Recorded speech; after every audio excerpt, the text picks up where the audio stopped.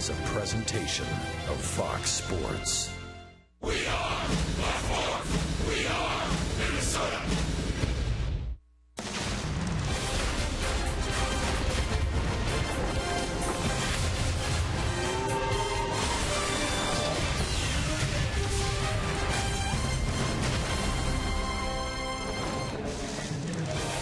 This Twins and Tigers series is brought to you by the all-new Chrysler 200 with available all-wheel drive, America's import. Well, with last night's win, the Tigers inched closer to clinching the AL Central. Their magic number is down to 2, meaning we could see a champagne celebration here later tonight. Rick Porcello will try to do his part to make sure that happens. He has been struggling, though, over the last month or so, and he would sure like to get back on track before the postseason begins. Meanwhile, Anthony Swarzak will make his 4th start of the season and 3rd in a row. He has 1 loss and 1 win as a starter this year and is looking to go into the offseason on a high note. Welcome inside beautiful Comerica Park on a great September night for baseball. I'm Jamie Hirsch. Anthony Swarzak has made it very clear that he would like to be a starter for the Minnesota Twins, and he has had some opportunities because of Tommy Milone dealing with a neck injury. Well, tonight is another audition of sorts, and I asked Swarzak what he would like to accomplish in this final start of the season. Taking the ball in the first inning and giving your team a chance to win. It kind of lives and dies by you, by the starter, and it starts with you that day. And I like that. I like giving my team a chance to win. I'm going to throw until they come and get the ball. That's kind of what I do all year, and that's what I'm going to do tomorrow. I don't want to change anything up. I'm excited to get another go at the Tigers. Ron Gardenhire said just a few hours ago it will be critical for Anthony Swarzak to have all of his pitches tonight, especially the use of his changeup. And Dick Bramer, Burt Blyleven, that command of Anthony Swarzak's pitches could be critical if he's hoping to quiet some very big bats in the Tigers lineup. Yeah, he'll try to tiptoe around 2 guys who put up awesome numbers this year. Combined, Miguel Cabrera, Victor Martinez have given the Tigers about 1,300 MVP caliber plate appearances. Well, when you look at those 2 guys as a pitcher, you say, okay, I have to get Kinsler and Hunter out because you are going to face Cabrera, who hits in that 3 spot, and then Victor Martinez, 2nd in the American League in hitting. He hit a big 2-run home run last night. Cabrera hit the solo home run. Then the Tigers ended up beating the Twins. These 2 guys right here might be the best 1-2 combination in all of baseball. And Trevor May was victimized by both of them last night. We'll see how Anthony Swarzak fares against the Tigers here tonight. The Tigers with a magic number of 2. Their game starting an hour before the Kansas City game. They can clinch a tie on the field against the Twins.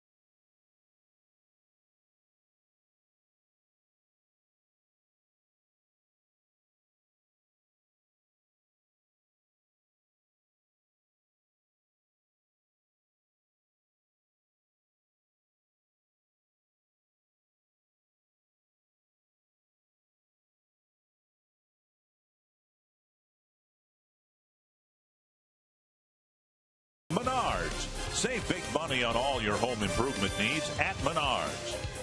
And by Ram. Come in and get a great deal during Ram Truck Month going on now.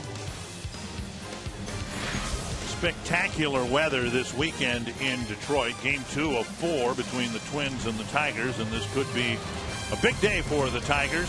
Twins had more than their fill of it last year. 3 successive series saw the opponents clinch a postseason berth. Yeah, of course, in late September, the Oakland A's, who beat the Twins in Oakland.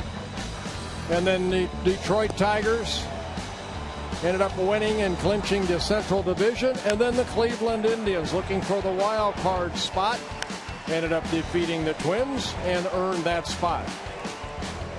Both the Tigers and the Royals have 3 games left to play.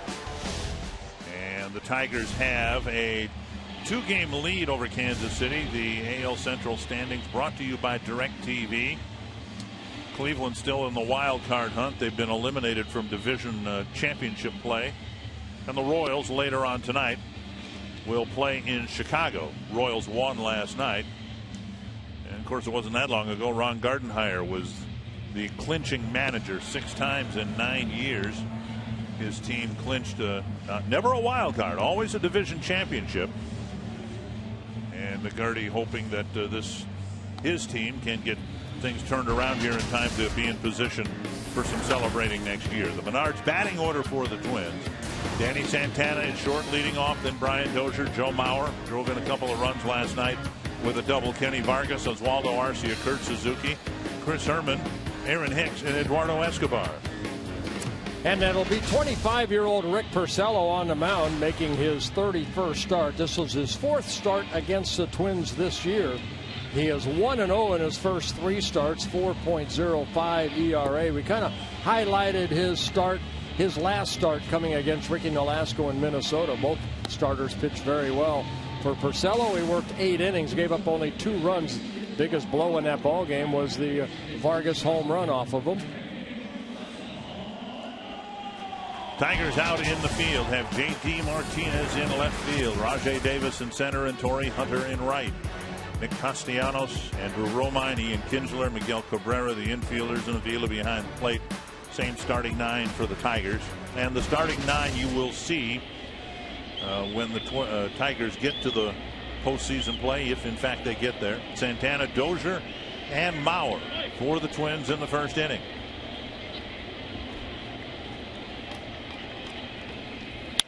Santana on the first pitch drives it to left center field. Running after it is Davis, and he won't get there, and it bounces into the bullpen. A first pitch double for Danny Santana. Well, high fastball. Santana not fooling around, ready to attack, and he did that. That's a long ways from home plate. It sure is. It's 420 straight away center, and Davis was playing pretty deep anyway. Watch Davis react, and now he goes back. Maybe fooled a little bit at first on the carry of that ball. Tries to do the basket catch, but it gets by him, bounces over for the ground rule double. And now Brian Dozier, we talked about it last night. This is the Tiger team that is far from perfect, and they had a really good center fielder in Austin Jackson. They traded him away. There's a high chopper over the glove of Castellanos, and coming around third and scoring is Santana. 2 pitches into the game, and the Twins have the first run. And Brian Dozier picking up an RBI, is 67th. Castellanos playing about even with the bag, and the ball hit in front of home plate or somewhere, but it took a huge bounce over his head into left field. And now Mauer will hit. Watch this ball hit, and then the hop over the glove, and Santana and his speed. It's a 1-0 Twins lead. It must be pretty hard ground because you can see it was watered before the game, and still on one hop nearly made it all the way out to the outfield grass. Here is Mauer. See if he goes after the first pitch. Takes it on the outside corner. Well, Rick Porcello has faced the Twins the most of any team over his career. This is his 23rd career start. The Twins know a lot about him. He throws strikes. He doesn't walk a lot of batters. He's averaged only 1.7 walks per 9 innings this year. and over his career, right around 2.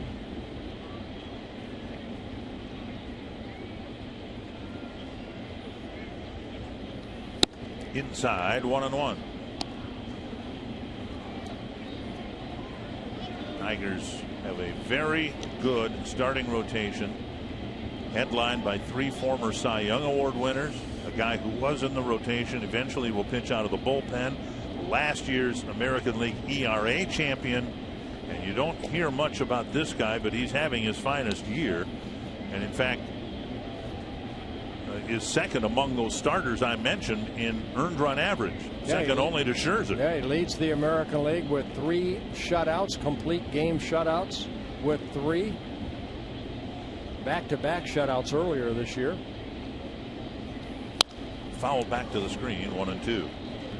And what he has done since he first got called up to the Tigers, starting in 2010, he's won 10 or more ball games every year. This is the first time he's actually pitched over 200 innings coming into this game. 201 innings pitched. Gets a lot of ground ball double plays, 30 of them on the year. He's ahead of Mauer, 1-2. Swing and a miss. Mauer strikes out for the first out. Porcello not really a strikeout pitcher. He'll average 5-6 throughout a 9-inning comparison, but here Joe Mauer, a little movement on that pitch, and Joe swings through it.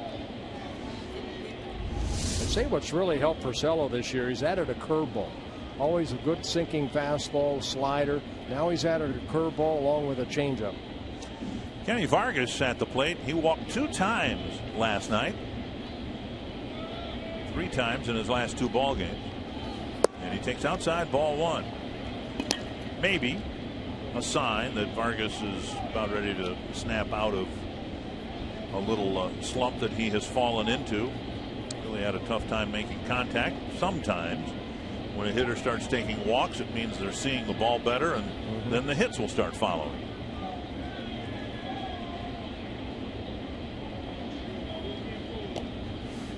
And Vargas has 9 home runs on the year, one of them against Porcello, that coming in Minnesota back on September 16th, a solo home run in the 6th inning. 8 home runs as a left-handed hitter.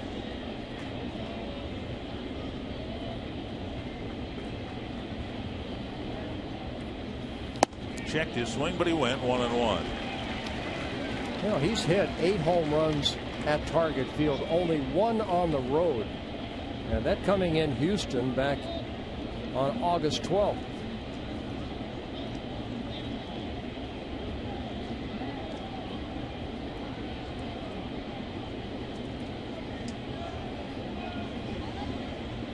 One and one.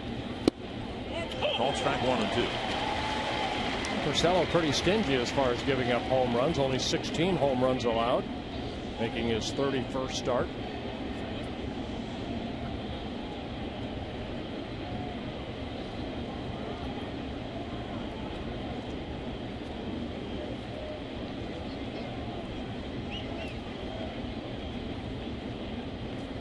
One and 2 to the Twins DH. All 3rd strike. And Vargas, like Mauer, a strikeout victim here in the 1st. Well, he went inside, and that's where Avila's setting up, and that 2-seamer came back from the inside over the plate. And now Arcia, and even with a runner at 1st, the Tigers will take Castellanos and put him in short right field. Arcia, a left-handed batter, staring at nearly a wide open left side of the infield.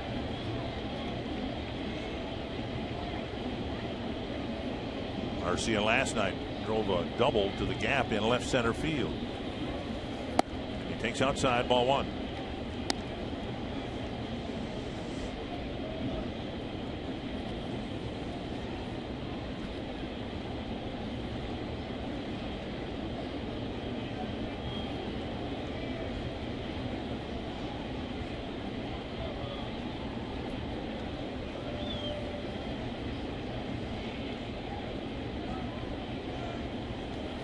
A high drive to right field and long gone. Arcia's put the Twins up 3-0. And home run number 20 on the year for Oswaldo Arcia. Yeah, that was a no-doubter because I was watching Torrey Hunter. He took about 3 or 4 steps to his left and just kind of stopped. Quick start for the Twins as they jump out 3-0. Maybe because of the extra workload, but Porcello not having a good month of September. You can see his reaction to the home run, a 3-0 Twins early lead.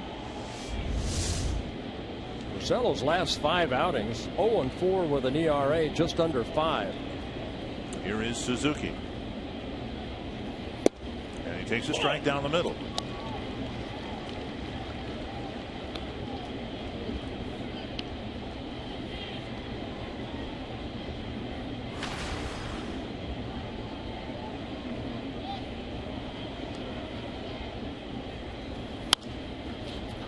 And handcuffing Cabrera, he picks it up, goes to the bag to get Suzuki. Good inning for the Twins. A double and a single on the inning's first 2 pitches, and a 2-run home run, and it's 3-0.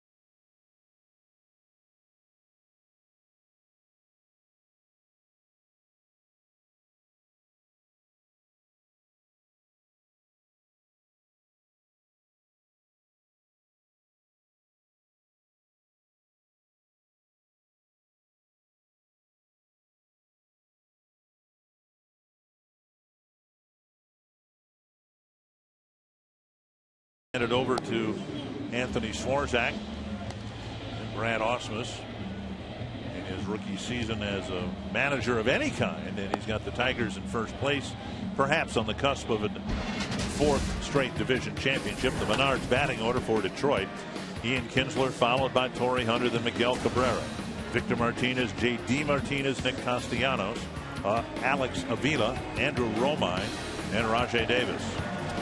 And it'll be Anthony Swarzak starting the ball game here tonight, making his 4th start of the year, his 50th appearance, his 2nd start against the Tigers, and his 7th game against the Tigers.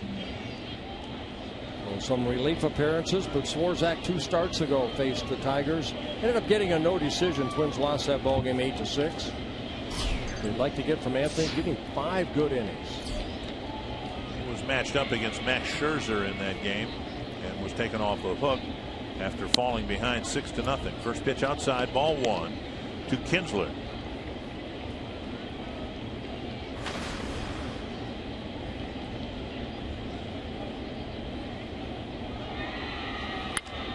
That's hit to the right field corner, and Arcia with the catch in fair territory, 1 away. Twins out in the field. And the Twins do have the same alignment they had last night. I misspoke earlier. Suarez was the starting shortstop for Detroit last night. Tonight the Twins have Herman in left again, Hicks in center, Arcia in right, Escobar, Santana, Dozier, and Maurer the infielders, Suzuki behind the plate, and Torrey Hunter in the box.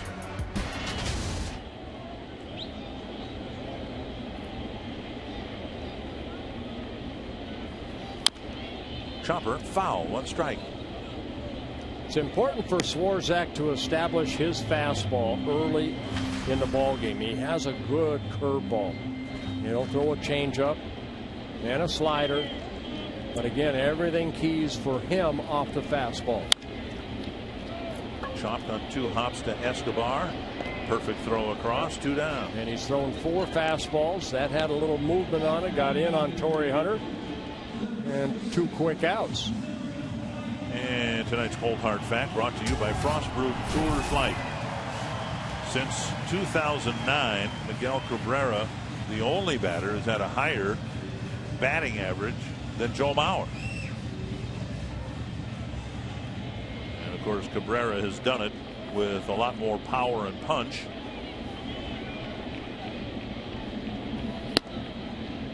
Outside, ball 1.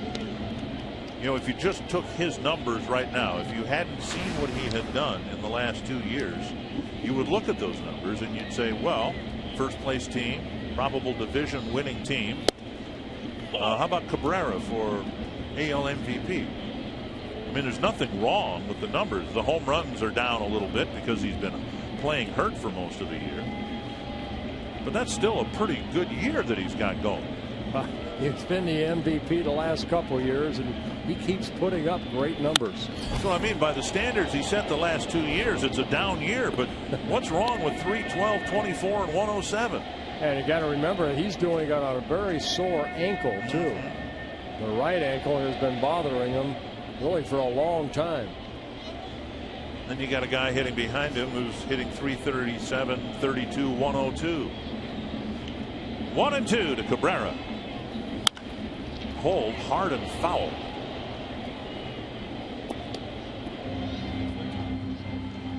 Swarzak looked like he tried to run that 2-seamer in on Cabrera, and how quick he is, opened up and hit it almost a double down the line. He uses the whole field. Miguel Cabrera. Suzuki now sitting away. Foul. The Twins dugout. Yeah, Swarzak letting it fly here in the first inning. A lot of fastballs. Ron Gardenhire telling Jamie Hirsch and the rest of the media contingent that what Swarzak needs to do is use and establish his changeup.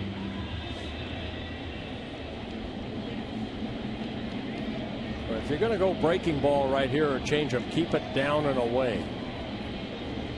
Here looks like a slider. Just off the plate, 2-2.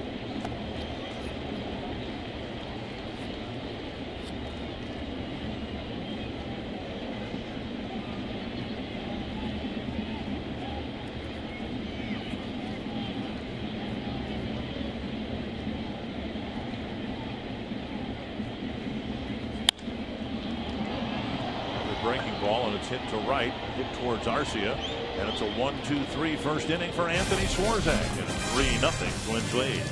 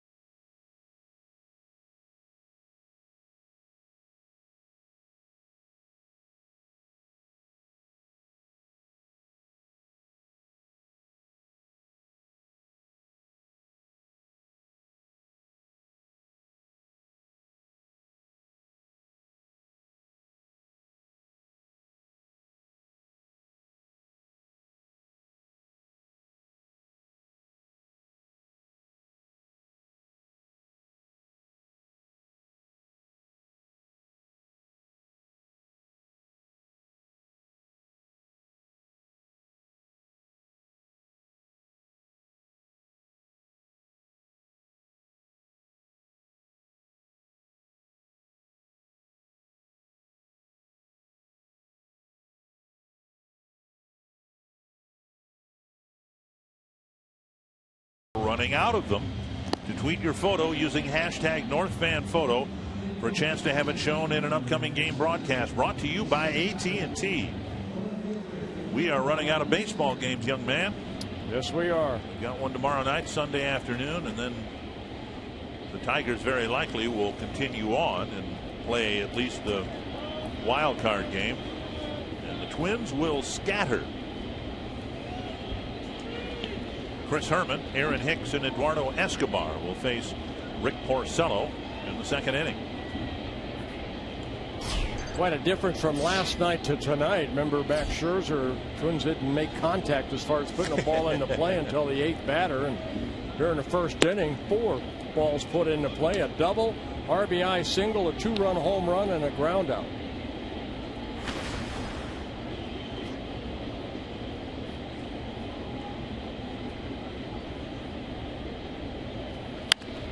Sliced foul, 1-1. Herman getting another start in left field.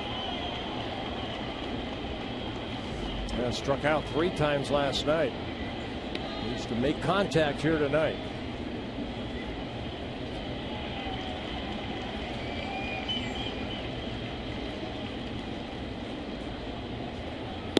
On the outside corner, 1-2.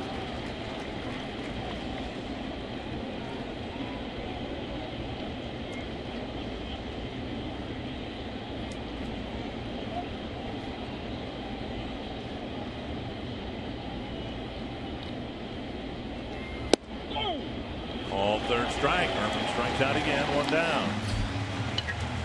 Yeah, 3rd strikeout for Porcello. Second time he's gotten a left-handed batter with what appears to be that 2-seam fastball that sails back over the plate. Started in and then back over the plate.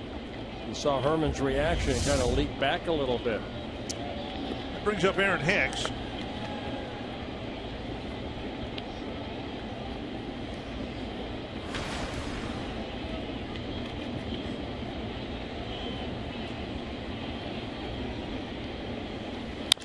High chopper over the mound. Kinsler, the low backhand play, flipping to Cabrera. Hicks gone on 1 pitch, 2 down. Season tickets for next year are now on sale, and prices will remain unchanged. 2015 Twins season ticket holders will receive new benefits, including an enhanced ticket exchange program, convenient access to tickets on their mobile devices, and more. You can find out more by visiting twinsbaseball.com. 2 gone in the second, and now Escobar.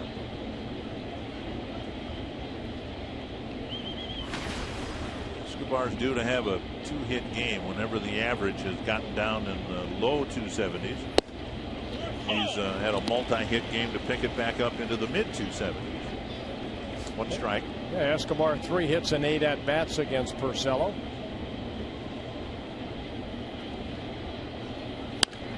Chopper over the mound, same play for Kinsler, and he's made it twice in a row. A 1-2-3 second for Rick Porcello.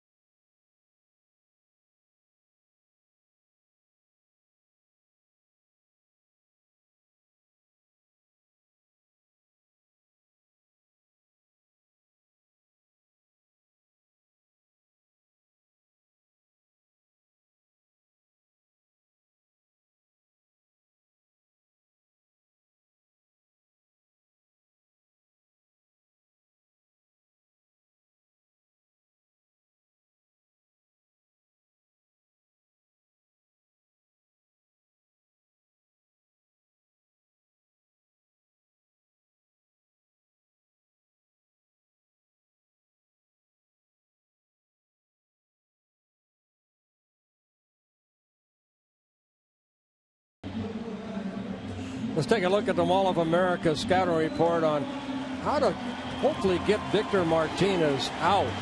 First, you want to get strike one. Hopefully it's down and away from Swarzak. He threw a lot of fastballs in that first inning. And then I think you have to pitch him in a couple times. Make him stand up a little bit. He, slouches over a little bit over that plate. And then if you're going to throw that breaking ball, get it underneath that swing. If you leave it up, he can do what he did off of Trevor May last night. Hit it out of the ballpark. Martinez. That's exactly where Suzuki. There's strike one. Victor Martinez, J.D. Martinez, and Nick Castellanos. This guy is a veteran hitter. I think he sets hitters up. There are certain guys that you face and you just sense that, they'll have a bad swing at a certain breaking ball, and then you throw the same one, boom, he makes good contact. Foul back. It's got to be a tremendous help, and I'm saying this as someone who couldn't hit in high school. But at this level, you get guys like him, and Maurer used to be this way. They're completely comfortable with 2 strikes. They're not the least bit worried about striking out. And this guy probably is the best at that right now. It's almost advantage hitter with 2 strikes. And Swarzak misses inside. And now go back in there again, but maybe about bell tie, you might jam him. A lot of times when you go in, hitters will think, okay, he came in, he tried to move me back off the plate. Now he'll go away. And they're going to go back in again. Get it in there. Just missed inside.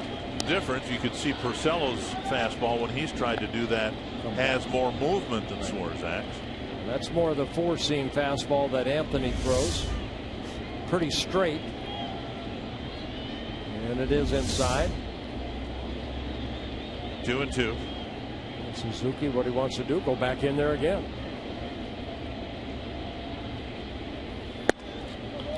And he's missed the spot, and now it's a full count with J.D. Martinez on deck.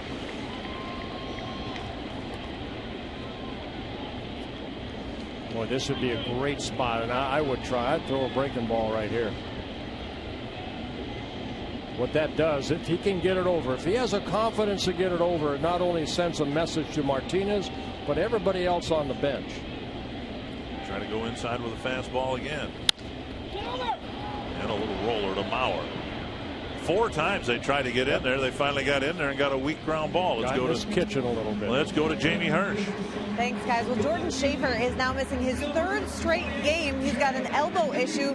Sounds like a nerve issue in that right non-throwing elbow. And he's the subject of our Sanford Health injury report tonight. He tells me he hyperextended the elbow while he was swinging a weighted bat in the on-deck circle about 10 days ago, actually when Detroit was at Target Field. He said he tried to play through it, especially because he was playing so well, but it was really starting to affect his swing. Now, Terry Ryan says they don't need an MRI at this point, and he is available to pinch run tonight, but he really can't swing a bat, so he's day to day. That means there's only 2 games left, though. His season might be done. At least as a hitter. Yeah, thank you, Jamie. I asked Ron Gardenhire, and he said, well, yeah, last night, in fact, he was in the late innings going to use Schaefer as a pinch runner. The Twins just didn't get anybody on base in the last 3 innings. 1 strike to J.D. Martinez.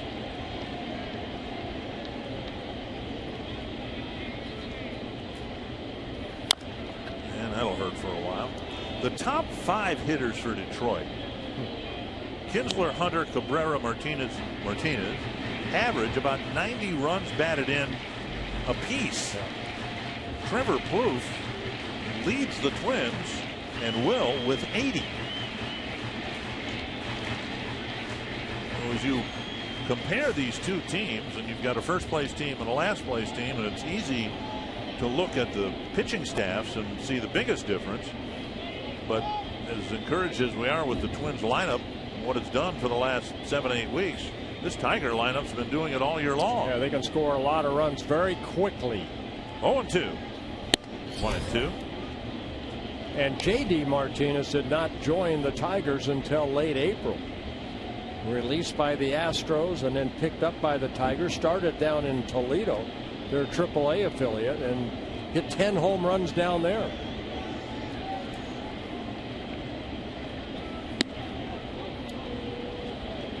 Awkward catch by Suzuki, 2-2.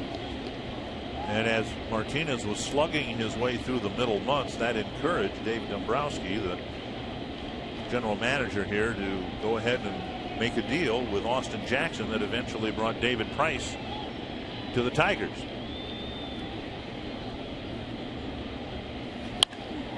To left and hit well. Herman running after it, and he'll get there. A running catch for out number 2. Yeah, not a bad pitch, a breaking ball right there, but Martinez made good contact, but Chris Herman ran it down. I've gone through most of today thinking today is Saturday, but today is Friday. That means tomorrow is probably Saturday. And MLB returns to Fox for Derek Jeter's final weekend series. The Yankees taking on David Ortiz and the Red Sox. Jeter not playing tonight, but says he will play this weekend. Andrew McCutchen and the Pirates try to hang on to the final National League wild card spot against the Reds on Fox Sports 1. It all starts at 11:30 Central on Fox and noon Central on Fox Sports 1. Streaming live on Fox Sports Go. And then at night we've got the Twins and Tigers Game 3 at 5:30 right here on Fox Sports North. Was that not a storybook ending for Derek Jeter in New York? You know, unbelievable. Good for him. Yep. Good for baseball. Baseball. Yeah, I was going to say the Yankees and their fans, but that was just good for baseball. You're right. 2-0 now to Castellanos. I mean, nobody wore a Yankee uniform, I'm sure, better than Derek Jeter, but just what he wore that uniform for all of baseball. Incredible. His first walk-off hit for the Yankees in 7 years, and it was in his last game at the stadium. Lifted foul into the seats. Here's what happened last night. Yankees went into the ninth with a 3-run lead, and then the Orioles tied it up, and then Jeter untied it. Raise your hand if you're surprised the hit went to right field.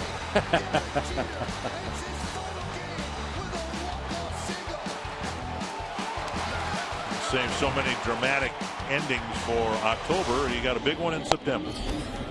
3-1 now to Castellanos. The Yankees, of course, specifically Joe Girardi, had to fight the urge to pull Jeter off the field in the top of the inning with a 3-run lead, either before the inning started or after the first out. And but he was getting a standing ovation every time he went out on the field. So good fastball in right there to Castellanos by Swarzak. I don't think it really would have mattered. I mean, every inning, every you know, Jeter, Jeter. I mean, they were just chanting all night long. Incredible. He himself said it was tough to just not tear up out there. He was very nervous as he's ever been. And that is ball 4. First base runner is Castellanos, taking a 2-out walk.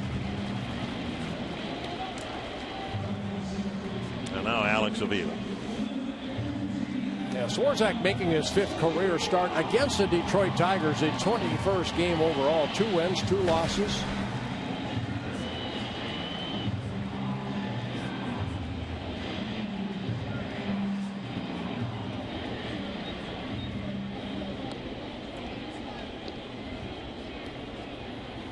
Avila the batter.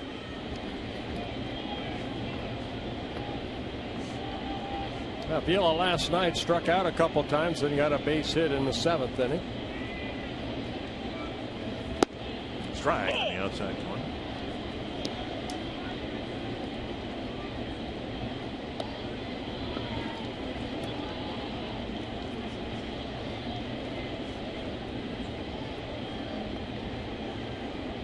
A week ago, Avila was unable to play because of a concussion.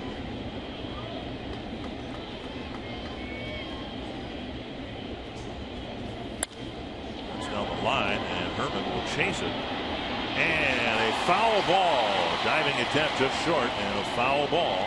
0-2 to Avila. Very good effort by Chris Herman right there. The ball kept slicing away from him, and he kept after it. Ended up diving and came up just a little short, as this ball does land in foul territory by maybe about 2 or 3 feet.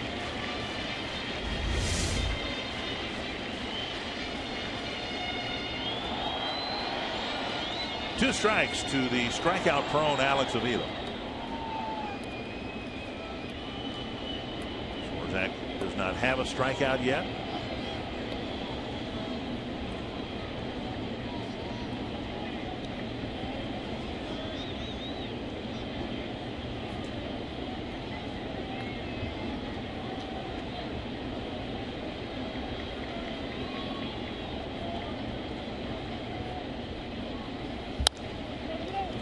Hopper to Mauer. And another good inning for Anthony Swarzak to the third. Twins up 3-0.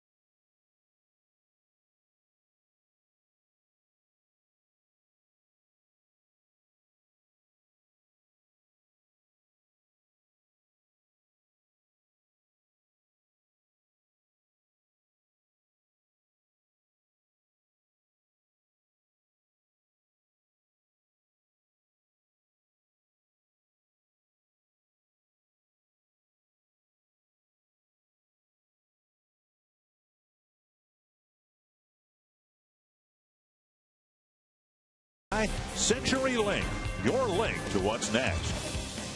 Northland Ford.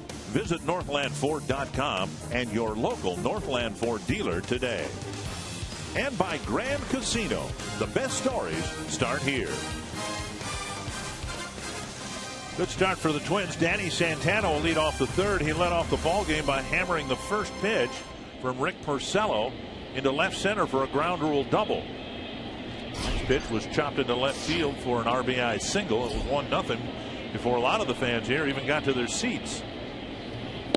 Later, Oswaldo Arcia hit a 2-run home run, and Twins had a 3-run lead that they handed to Anthony Swarzak before he took the mound. Yeah, so far so good for Swarzak too.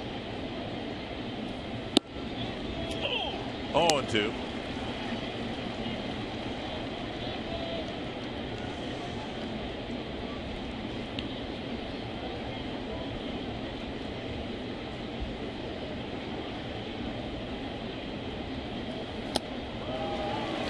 Three pitches. Santana is struck out, one down.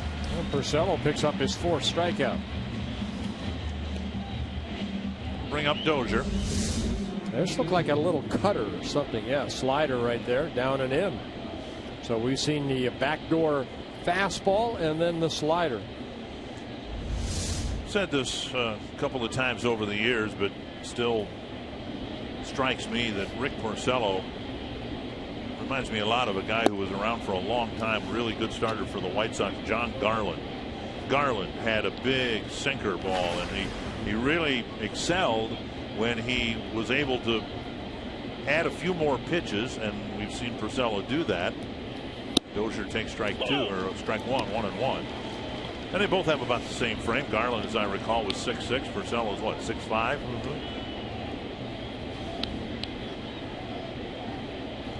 He made an impact right away in 2009, a 14-game winner in 31 starts. 2-1.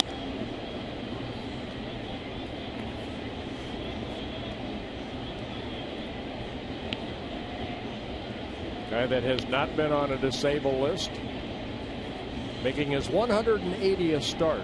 76 wins, 62 losses. 3-1. That in and of itself these days is remarkable. Tigers have remained fairly healthy this year. They've had some injuries, of course, but you know, the key guys, other than Sanchez, I suppose.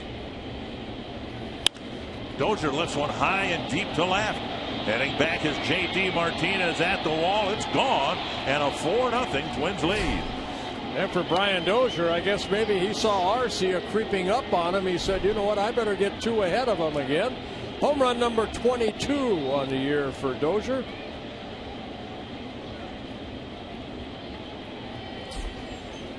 So Porcello allowing his second home run. He had only allowed 16 home runs coming into this start, his 31st.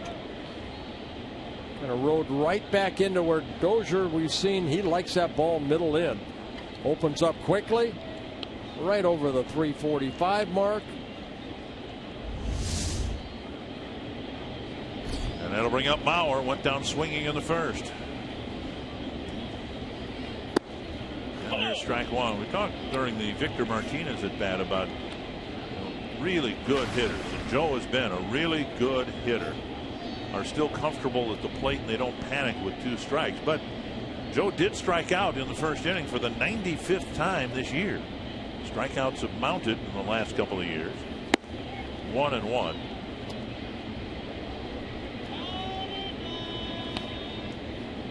Last year, Joe in 445 at bats struck out 89 times, and that was a career high. So one sliced down the line, and Mauer should have an extra base hit here. And it is a 1-out double. He lets that ball get so deep into the strike zone, and at the last second use those strong wrists and hit that ball right down that left field line. Castellanos playing off the line. Even though that ball was down and in, look how he just slices that ball the other way. For Mauer, his 27th double. Vargas called out on strikes in the first inning.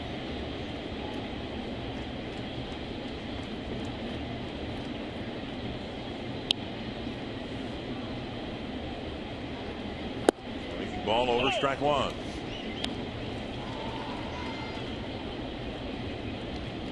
Talking with Vargas today about getting 2 walks in one game, and he said, you know, he feels he can walk 50-60 times a year. He just hadn't drawn any walks last year. Case in point, his first full year in professional ball, 457 at bats. He did walk 50 times. But he says he's been learning in every game, every at bat here. He's been exposed to a lot more, and to forget he is making the jump rather successfully from Double-A. 1-1. Swing and a miss. And he's seeing these very good pitchers at the major league level for the first time. Coming into this year, he had played professionally for parts of 5 years, but he had just over 1,000 professional at bats. Kyle Ryan warming up early for the Tigers. I mean, imagine that. He just over 1,000 at bats, roughly 2 full seasons. And the Twins signed him as an undrafted teenager out of Puerto Rico. 1-2. 2-2. I think you see that a lot from power hitters, and he has tremendous power when he does make contact come the strikeouts. So you have to take the good with the bad, and he'll get better with his eye and know who's out there on the mound. Now he's faced Porcello before, had some success against him. 3 hits and 3 at bats, one of them a home run. Headed up the middle. Kinsler backhands it, has time to set and fire. Nice backhanded pick by Cabrera at first. Vargas retired. Bauer moves up a base. Kinsler's been pretty busy with his backhand side here in the early innings. He's made some nice plays at second. Carsoup.com trivia question. Which teams in MLB have more wins than the Detroit Tigers over the past 4 seasons? Here is Arcia.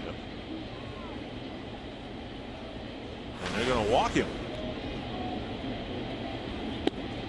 Arcia drawing a lot of respect with his 2-out 2-run home run in the first.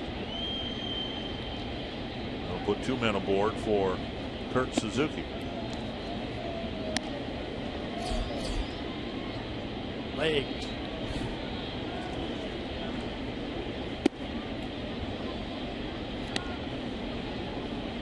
Twins got a big 2-out hit from Arcia in the first. Now we'll see if they can get another one from Suzuki in the third.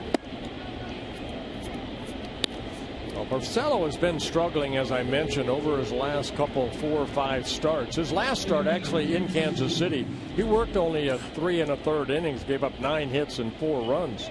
Ended up losing that ball game to the Royals 5-2.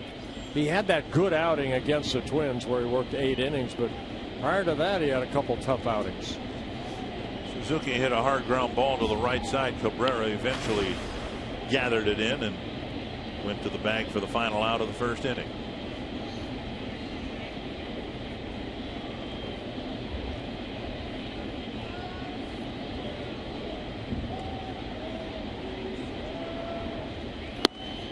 The outside corner, a strike.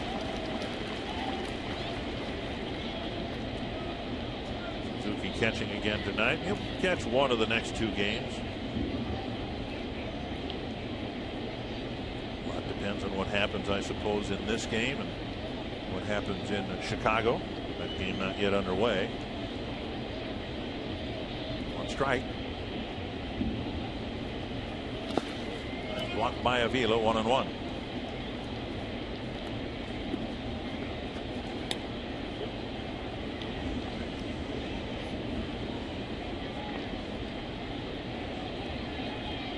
Bauer at third, Arcia at first with 2 away.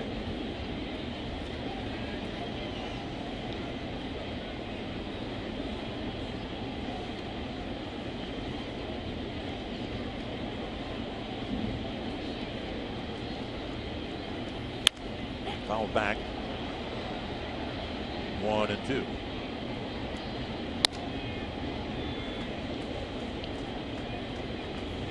I don't know if you saw that, but Cabrera kind of looked like he was going after that ball and ran right at Paul Molitor at first base, and Paul kind of backed away. Of course, you don't want to get in the way, but tell you what, there's always a smile on his face too, Cabrera. You can see he loves to play the game.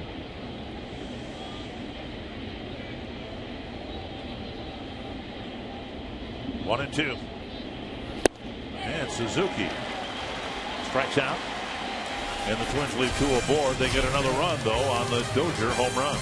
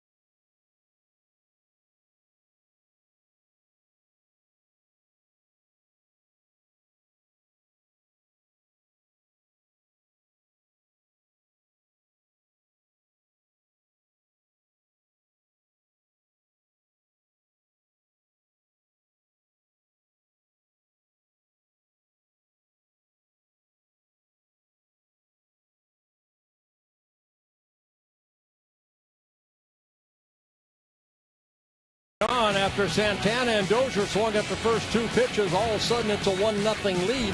Later in the inning, Arcia with his 20th home run of the year, a 2-run home run, gave the Twins an early 3-0 lead. And Brian Dozier, we just saw him hit his 21st home run, a solo home run. 4-0 lead for the Twins. Anthony Swarzak out there for his 3rd inning of work. So far, so good. Just blemish is only a walk last inning. Andrew Romine, Rajay Davis, and Ian Kinsler will hit for Detroit in the 3rd inning.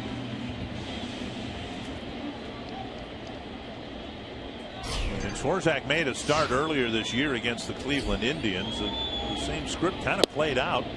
Twins ended up getting the first run. Swarzak wove his way through 5 innings, got deep enough into the ball game to qualify for a win, and the bullpen held it. Chop to the right side. Bauer with a nice pickup. Swarzak went up to catch Bauer's high flip. A good catch and a poor flip, or else they would have gotten Romine at first base. Yeah, Romine very quick out of that batter's box. He and Davis probably have the quickest feet in the Tigers system. But right here, Bauer does make a nice play. That ball kind of came up on him. The throw just high, and see Swarzak had to leap to get it. And by the time he came down, Romine got that foot on the bag. And now Davis, the hitter, 11 ruled hit or error. The Tigers with this lineup have some speed in the bottom of the lineup. More speed in the bottom than the top, actually. Down and away, ball 1. Yeah, now I'm going to be the official score. I think that's an error on Bauer only because of the high flip. And it is an error charge to Bauer. For Joe, only his 3rd error of the year. Done a good job over at first. 1-0 to Davis.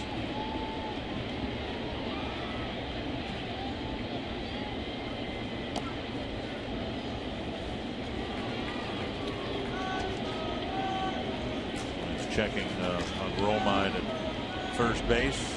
11 steals and 13 tries. The guy at the plate is the top base stealer on the Tigers. He's got 36. Down and in, 2-0. Now, you mentioned it last night. Davis with 36. That's one more than the Tigers had all of last season. So they added some speed in Davis and Kinsler and Romine. Fly ball right center field. Hicks is over. And that's out number 1. And that'll bring up Kinsler. As this season winds down, you can start thinking to next spring training, sunny Fort Myers. And join the Twins on the official spring training fan experience. One-stop shopping for game tickets, hotel accommodations. Get to see the renovated complex down there now, as well as exclusive pregame meet and greets with players, front office staff, and other personalities. And who knows, Bert may invite you over for a dip in his pool. Learn more. Be ready to book as soon as the spring training schedule comes out by calling 612-276-3824 or go to twinsbaseball.com. They'll have to hurry. 1, 2, a double play. Very nice.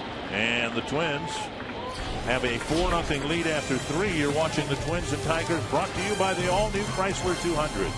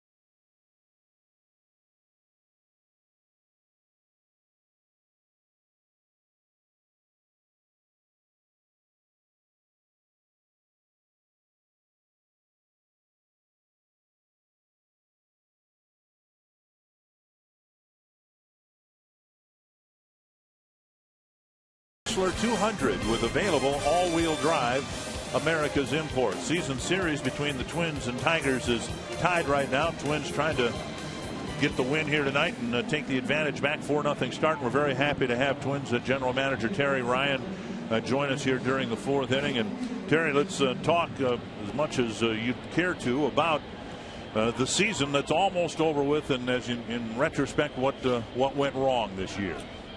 Well, we had many things go wrong, Dick. I think you can start with the rotation. It overexposed our bullpen. There's no doubt about that. It probably put too much added pressure on our offense. We did have some things go right, and I know it's tough to explain that, but there were some things in Santana, Vargas.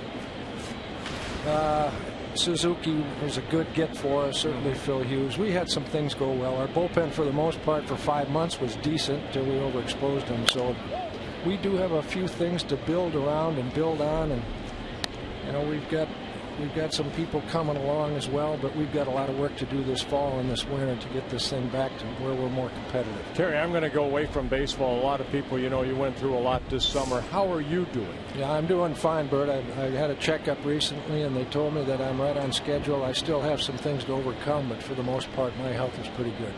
Cancer-free, right? Yes. Okay. Yeah. All right. Very good. For the time being, of course, I have to keep going for those checkups for about 2 or 3 years. Right. When we look at the minor leagues, we hear of Buxton, you hear of Sano, you hear of Barrios, Meyer. A matter of just letting these kids, I know, you know, Sano and Buxton had some injuries this year. Let them play and see what happens in spring training. Yeah, I believe that would be the case. Now, Buxton and Sano and Meyer, I was anticipating all 3 of those guys at least surfacing up here this year for what they had done the previous year. Now, Buxton had a tough go in a lot of ways, and Sano didn't play, and Meyer, all of a sudden he has fatigue in his right shoulder, so they're out. But we did have other people that did surface up here that I wasn't anticipated, in particular Vargas, and Santana would have been a reach in that regard as well. So, you know, you trade off a few for a few others. 1-2 to Chris Herman, and he drives one to left center field. That'll be chased by Martinez and Davis, and that lands short of the warning track and goes to the wall. Herman around second, and he will hold up there with a leadoff double. Herman finally making contact. A lot of strikeouts in his games here in Detroit, but he starts the 4th inning with another extra base hit. Yeah, a lot of extra base hits for the Twins. A couple home runs, 3 doubles now. That ball came right back into that swing zone, and Herman put a good swing on it to left center. Martinez, Davis chasing after it. It's Martinez that gets it back in. So Herman with his 3rd double of the year. After striking out 3 times last night, his first time tonight, good at bat. And now Aaron Hicks, and we'll see if he can get the job done here. Maybe driving Herman in, at least advancing him to 3rd. Terry, you called up Aaron Hicks in September. He was with the team again at the start of the year. Are you encouraged with what you've seen from him here in the last few weeks? He's better than he was, Dick. There's some aggressiveness in his approach with the bat. I think his defense and his throwing, his range, his jumps, his routes, and so forth is plenty good to be a good center fielder for a long time. But he's going to have to hit, and from this side particularly, because there's so many right-handed pitchers up here. And he was better down there. He was swinging at strikes, and he was taking balls, and he was taking what the pitcher would give them and give him, and it was better. But it's still got a ways to go. As we see, he's topping balls and things of that nature up here. He's not driving baseballs. He's a strong, big man, and he should be able to drive a baseball. Well, his goal right here is somehow to find get Herman over to 3rd base. He's playing with a 4-0 lead, 1 strike, and now a pitch outside. Now, Terry, you mentioned earlier on, you know, when we first came on, about the starting staff. How are the Twins going to try to improve? I think Gibson is going to improve. He had a very good year. He's pitching here on Sunday, but these 13 wins. Of course, you mentioned Phil Hughes. Ricky Nolasco, disappointing year, but you know he's got a good track record. Hopefully he'll go this winter and work really hard. Trevor May, I think he had a good outing last night, his 2nd quality start. Is that what you're looking at? Well, those people need to do what they did or move forward. There's no doubt that Gibson's got to do better than this year. He was on and off and on and off, and that's too much inconsistency for anybody's liking, including his own. He's very upfront about his year. He knows he can do better than that. Right. We have to fix and help Ricky. There's no doubt. We've got a lot of money in him, a lot of years, and he does have a resume, so we're hoping at least we could get him back to even. Now, Hughes, I don't doubt that Hughes can certainly take a step forward. He's only 28 years old, and now that he's used to the environment and our market and the American League Central, all the stuff that comes with a change of team, he could move forward. I kind of like what I saw on Trevor May last night. I don't know much you guys, but he showed a little like he wanted to be a major league pitcher. There's a comfort level with a little confidence.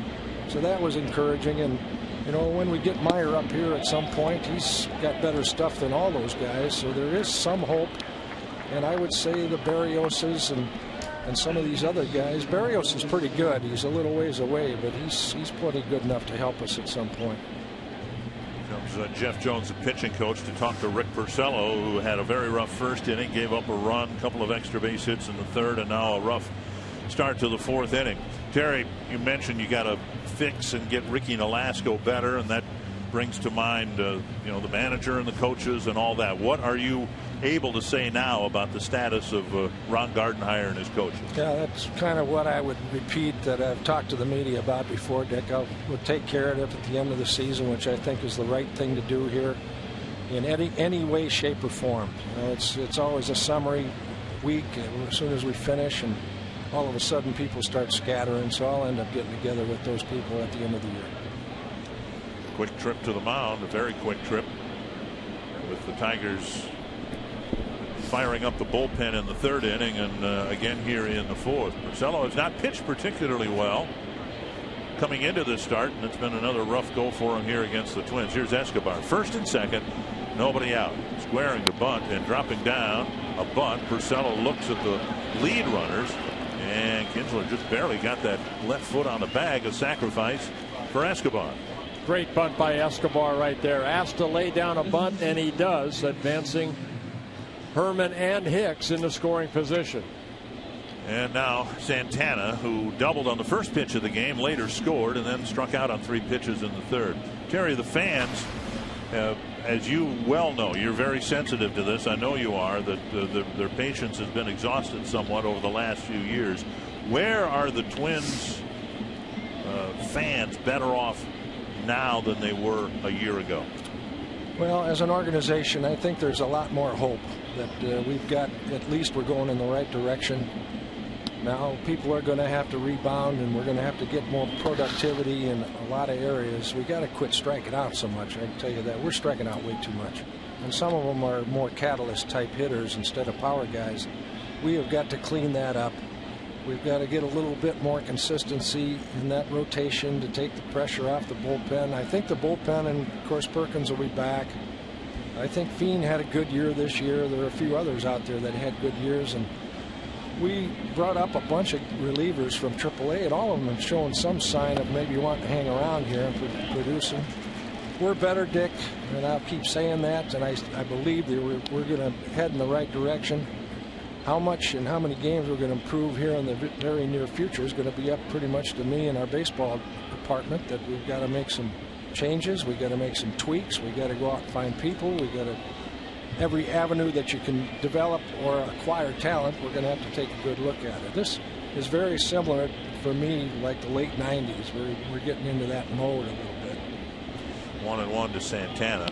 You have to be happy at the offense, especially the second half. Well, you know, they're scoring runs, even though you say they're striking out a lot, but they had 244 the first half and over 270 the second half. Yeah, I think we're on pace to score 700 runs, which is a pretty good benchmark for any offense. And the thing about it, Bert, is we're capable of so much more for me. You know, Dozier, for instance, had a tremendous first half, and it's not measuring up the second half. I think that's fair to say. This kid right here has been a very good promotion for us. He came up and he really hasn't looked back, but he's capable of a lot more. He's striking out too much in his own right for a guy with leadoff skills. And now Vargas is a part of this thing, and he's got a chance to be a 4-hitter, 5-hitter for a long time. but he's striking out too much. And switch hitters, for me, they shouldn't strike out that much because they always have that breaking ball coming right into their bat head. So, but that's what has given both of them problems, is that they, in this count, say, you know, 2 strikes.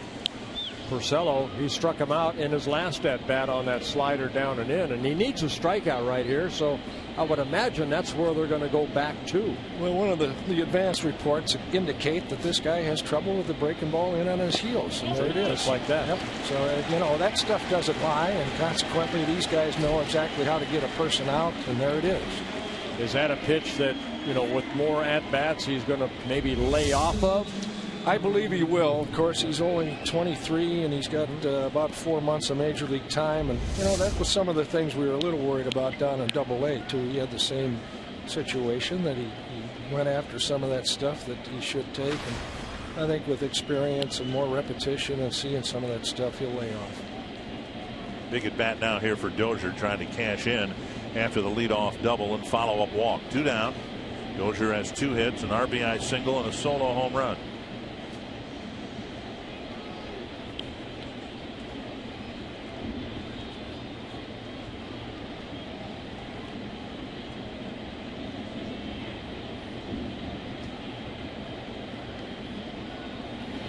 Dozier takes strike 1.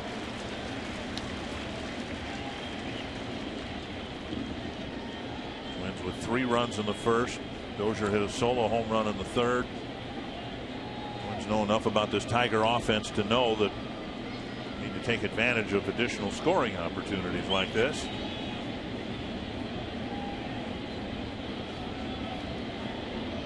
One strike to Dozier.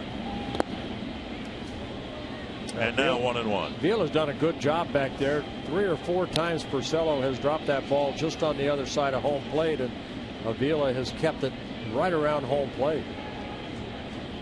It's a confidence as a pitcher you have to have that your catcher will do exactly what Avila's done this inning alone. 68 runs batted in for Dozier. A hit to the outfield should bring that total to 70.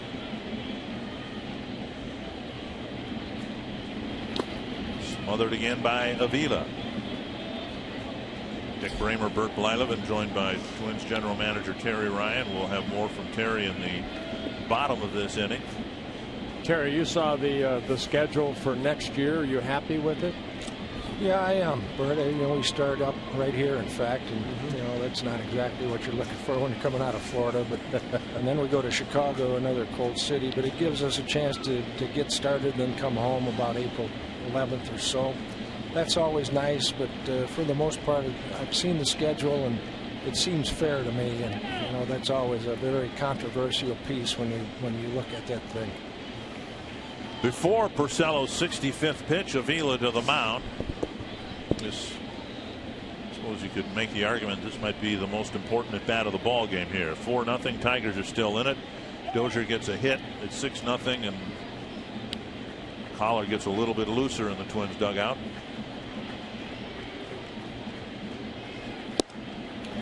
And now 2-2. But I should mention about that schedule. I like the fact that they moved that Milwaukee series to a weekend and it's 3-3. Yeah. That's one of the best things we saw on the schedule.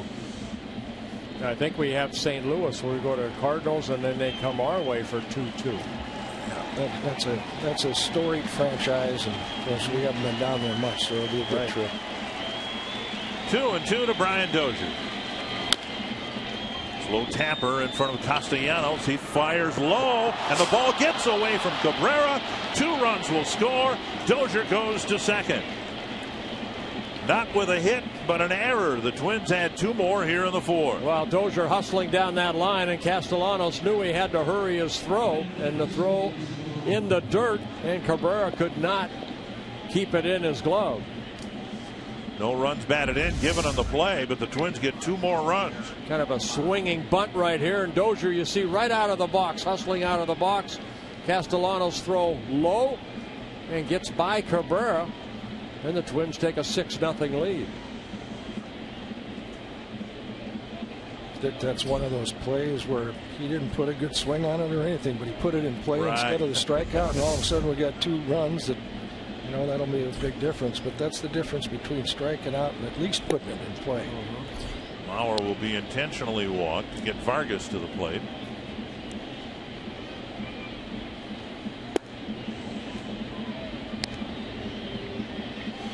Second intentional walk for Porcello here tonight. Last inning he intentionally walked Arcia to get to Suzuki.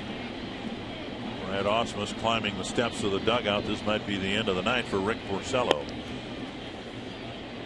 Mauer goes to first. Ausmus to the mound. We're going to have a pitching change with the Twins knocking out Rick Porcello in the fourth. It's 6-0, and the Twins have a chance to increase the lead in the Kenny Vargas at bat.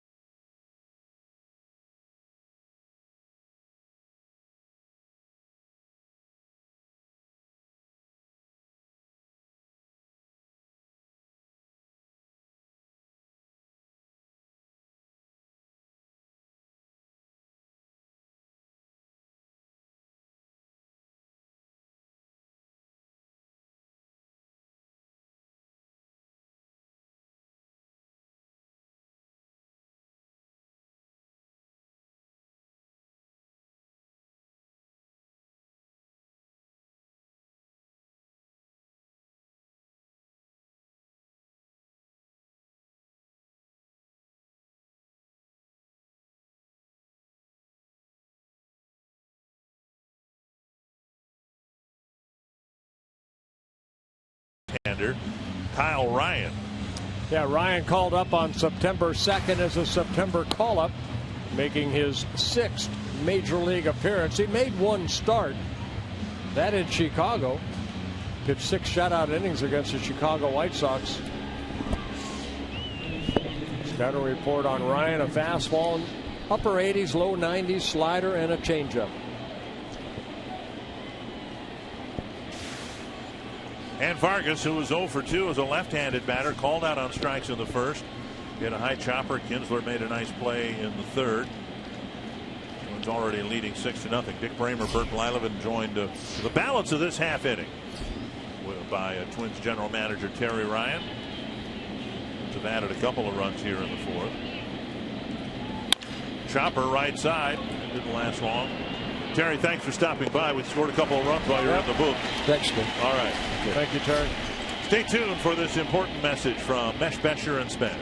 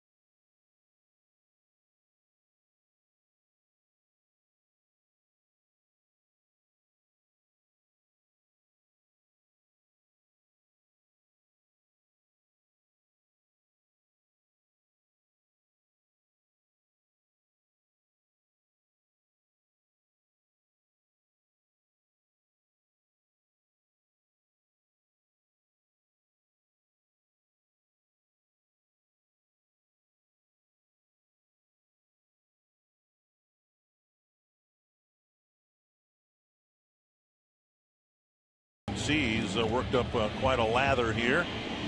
He's got a 6-0 lead. He's not given up a hit through 3 innings. Yeah, only 37 pitches for 9 outs for Swarzak. So far, so good. Just 1 walk. Meanwhile, in Chicago, the Royals have an early 2-0 lead on the White Sox. Tigers entered this game with a magic number of 2, which again means either any combination of 2 Tiger wins or Royals losses, and the Tigers are division champs. Hunter, Cabrera, and Martinez. The acid test for Swarzak, who will be asked to face these veteran hitters the second time after getting them out the first time. Over the inside corner, strike 1. And that helps get ahead. 7 of 11 first pitch strikes for Swarzak.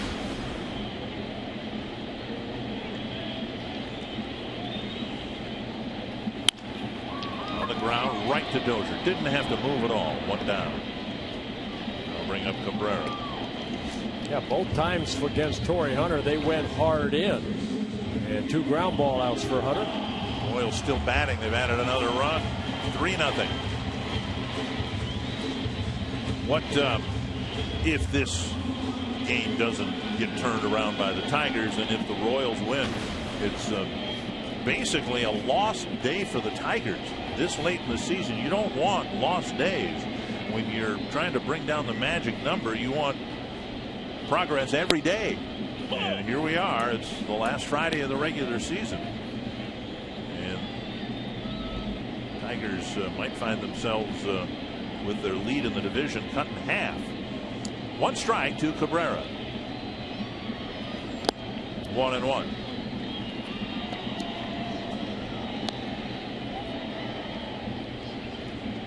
Cabrera hit a fly ball to Arcia his first time up.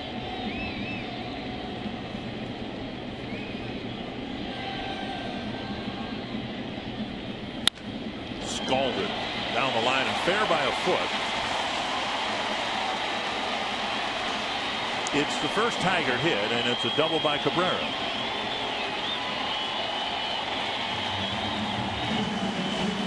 Well, that ball left middle in, and Cabrera so strong and quick.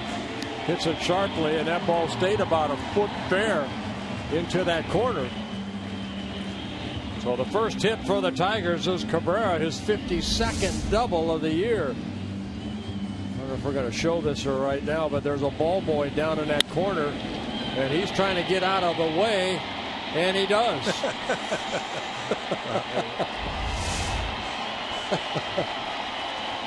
Here is Victor Martinez.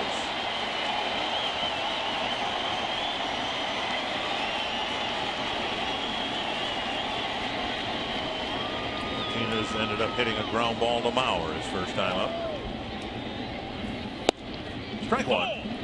Now remember, Swarzak got ahead 0-2 and then kept going in, missed, got the count to 3-2. They went back in again, and Martinez got on top of it and hit the ground ball to Joe.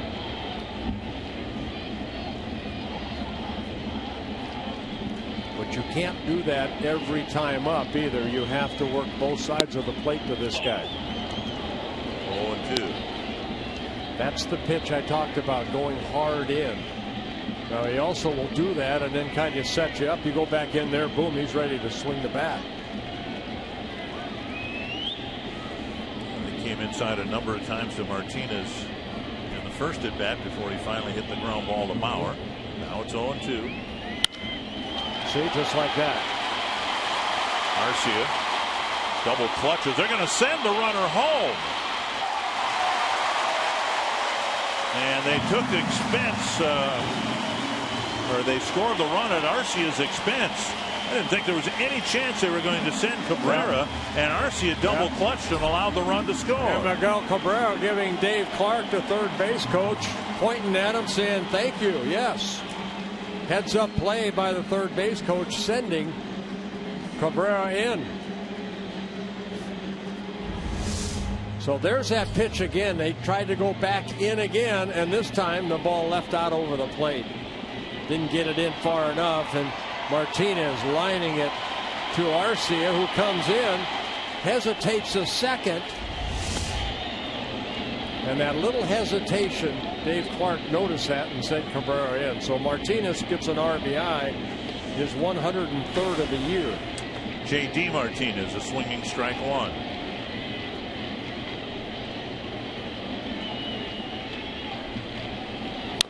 And now strike two.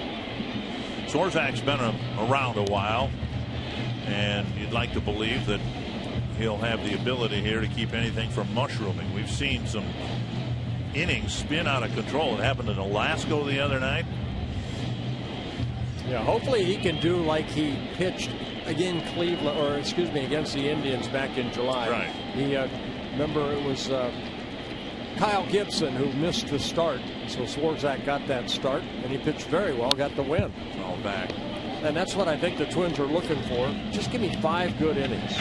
And I think Terry talked about Trevor May, saw some encouraging things last night. I think that has to be pretty high on the list. May did a nice job against this Tiger lineup, and yeah, he gave up a 2-run home run and a solo home run, but he didn't walk people, and he didn't have an inning spin completely out of control. 2 strikes to J.D. Martinez. Base hit right field. 3 hits in a row. And Victor Martinez will stop at second base. So Swarzak getting ahead of batters, having a hard time putting them away here in the 4th. Pretty good at bat right there by Martinez. Swarzak leaving some pitches up, and Martinez a lot of times got hitters would try to pull this ball, but with Dozier shading him up the middle, had that big hole in second base. And these 3 right here, the 3 horsemen, I'll tell you what, they have put some great numbers up as a threesome. In September, look at across the board, hitting in the high 300. Power, run production. So Swarzak not the only guy to be victimized by, in sequence, Cabrera, Martinez, and Martinez. Now Castellanos. Rick Anderson out there talking to Swarzak, trying to get a ground ball here. Double play turned off of Kinsler's bat to end the 3rd inning. Tigers got into the 4th inning here. 1 out in the 4th. Hadn't gotten a hit yet, but now 3 in a row. Swarzak, he has had 11 double plays turned behind him, mainly off that good sinking fastball.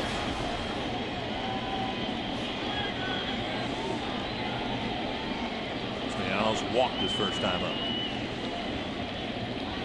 Breaking ball over.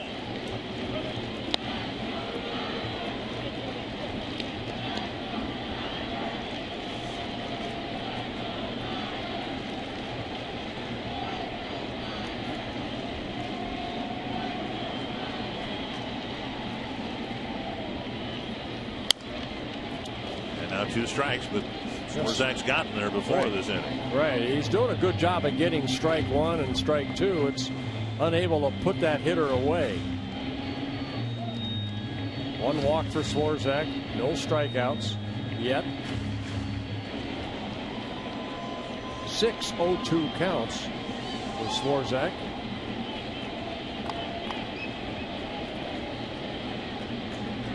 For 15 batters faced. Called 3rd strike, 2 down. Castellanos heads back to the dugout, 2 away. Oh, fastball, outer half of the plate. That's where Suzuki wants it. And just hitting the black. See the black on there? I saw came back a little bit. I saw the ball outside the strike zone. Is that the black? Well, you know, Porcello picked up a couple strikeouts with that little 2-seamer, came back over the plate. Here's Avila. Avila hit a ground ball to Mauer his first time up.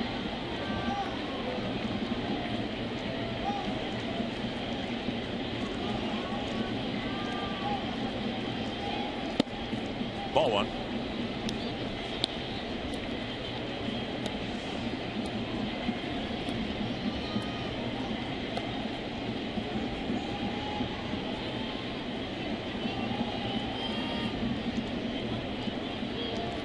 Swarzak, 29 years old, signed by the Twins in 2004. 5th season with the Twins. A strike, 1-1.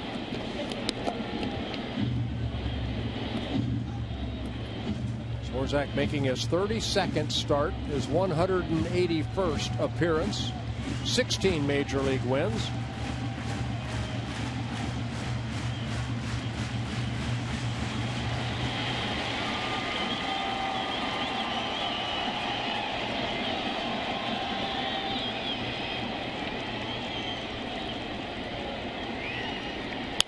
Foul back now, 1-2. You look at the board. Swarzak with 55 pitches, 39 strikes. That's outstanding.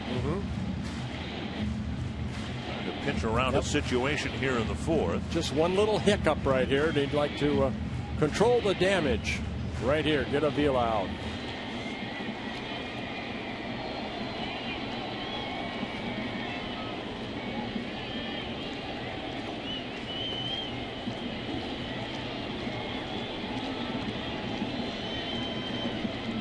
One and two to the Tiger catcher. High fly to center field. That looks like a sacrifice fly with 2 outs. And Hicks with the catch. There you go. 3 straight hits, and the Tigers only get 1 run back in the bottom of the fourth.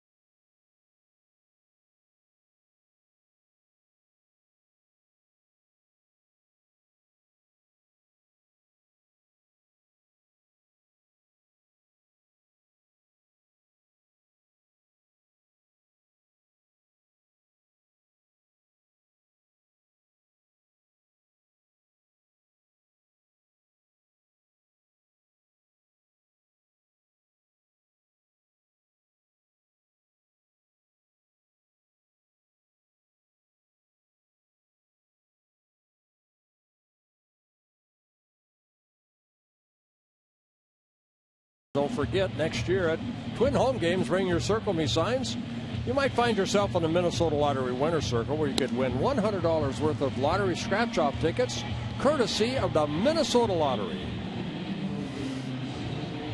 Oswaldo Arcia with a 2-run home run, part of a 6-run burst that chased Rick Porcello from the game in the 4th inning, and it'll be Arcia leading off the 5th. He'll be followed by Suzuki and Herman.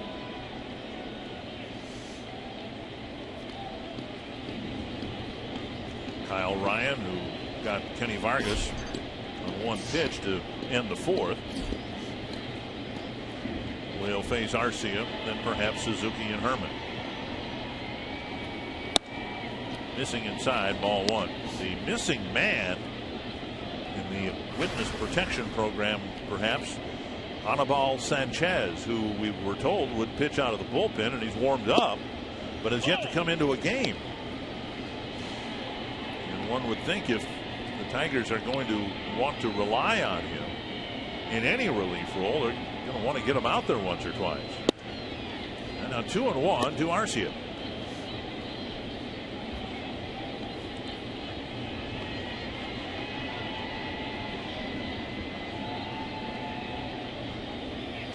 Swing and a miss, 2-2. Well, Kyle Ryan, only 22 years old, signed by the Tigers in 2010. 5 minor league seasons, mainly a starter, 114 minor league starts. This year started in Double-A, moved up to Triple-A, and now pitching here for the Tigers in September. Ran one inside, got a swinging strikeout, 1 down. He's now pitched 9 2/3 innings at this level and has not allowed a run. A couple walks, now 4 strikeouts. See where the pitches were, and Garcia swung through what would have been ball 3. Suzuki with a bouncer to first and a swinging strikeout. Suzuki left a couple of men on in the 3rd inning. Arcia was intentionally walked so that Porcello could pitch to Suzuki. Coming away, ball 1.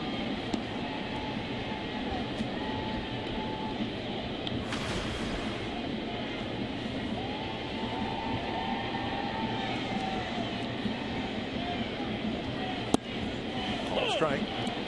You know, when the Tigers made that trade, that 3-team trade, and getting David Price, they traded Drew Smiley away, a left-hander that had pretty good stuff, and maybe they felt a young guy like this right here might fill that rotation in time. Headed up the middle. Picked up by Roma, and he throws Suzuki out 2 now. To celebrate the return of hockey, Fox Sports North, the Minnesota Wild, and K-Fan are hosting a pregame party on opening night, October 9th, beginning at 5 p.m. outside Gate 2 of the XL Energy Center. Fans can enjoy music, interactive games, food and beverages, happy hour specials, and more. For complete details, visit foxsportsnorth.com. Click on the upcoming events on the Hot Topics bar. That's what's amazing, Bert. We talk about this incredible Tiger rotation. Verlander, Sanchez, who's not even in the rotation, Scherzer, Price, Porcello has been very good this year. You forget that they traded Smiley, who was very good for Tampa Bay, and today Doug Fister, who they dealt to the Nationals, pitched a 3-hit shutout. Right. I mean, that's an embarrassment of riches. Based on what we've seen for the last 4 years, no team should have that much good starting pitching. Shame on the Tigers. Shame on them. Here's Herman with 2 down. Herman doubled leading off the 4th, eventually scored on an error charged to Castellanos. Yeah, young Ryan, 6'5", about 180. So tall, lanky lefty. Down low, 2-2.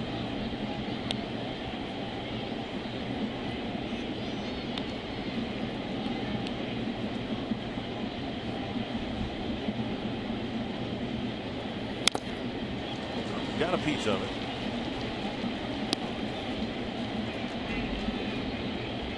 As Jamie said, Herman getting a chance to play because Jordan Schaefer injured his right elbow, his non-throwing elbow, swinging a weighted bat in the on-deck circle a week and a half ago. Chopped to the right side. And Cabrera feeds Ryan. A 1-2-3 5th inning. 4 up, 4 down for Ryan, and you're watching the Twins and Tigers, brought to you by the all-new Chrysler 200.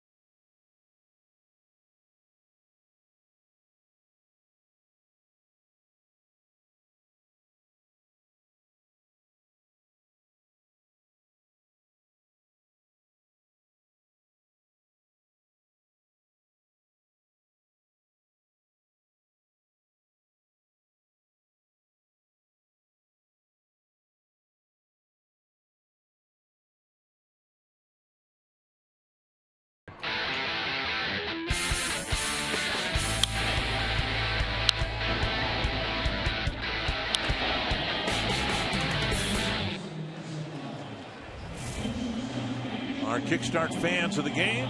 Twins fans hoping that they can even the series at a game apiece.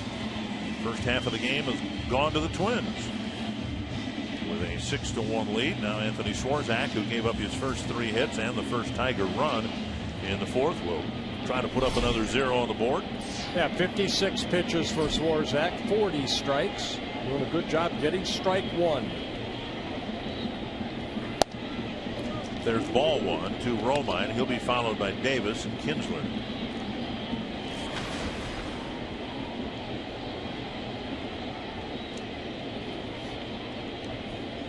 Right off the end of the bat, 1-1. Romine reached on a Bauer error. 2 batters later, he was taken off the bases on a ground ball double play. Twins are 8-8 with the Tigers this year. They won the season series with the White Sox 10-9. Lost the season series to the Indians and Royals 8-11. 2-1.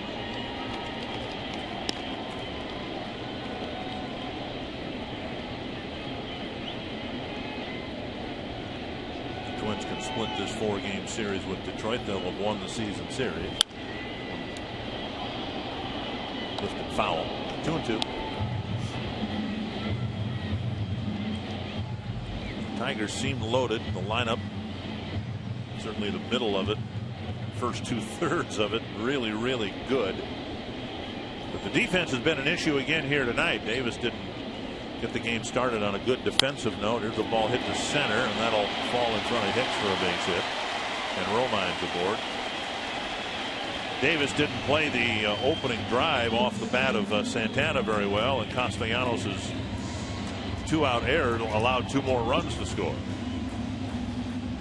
Davis hit a fly ball to Hicks in the 3rd inning.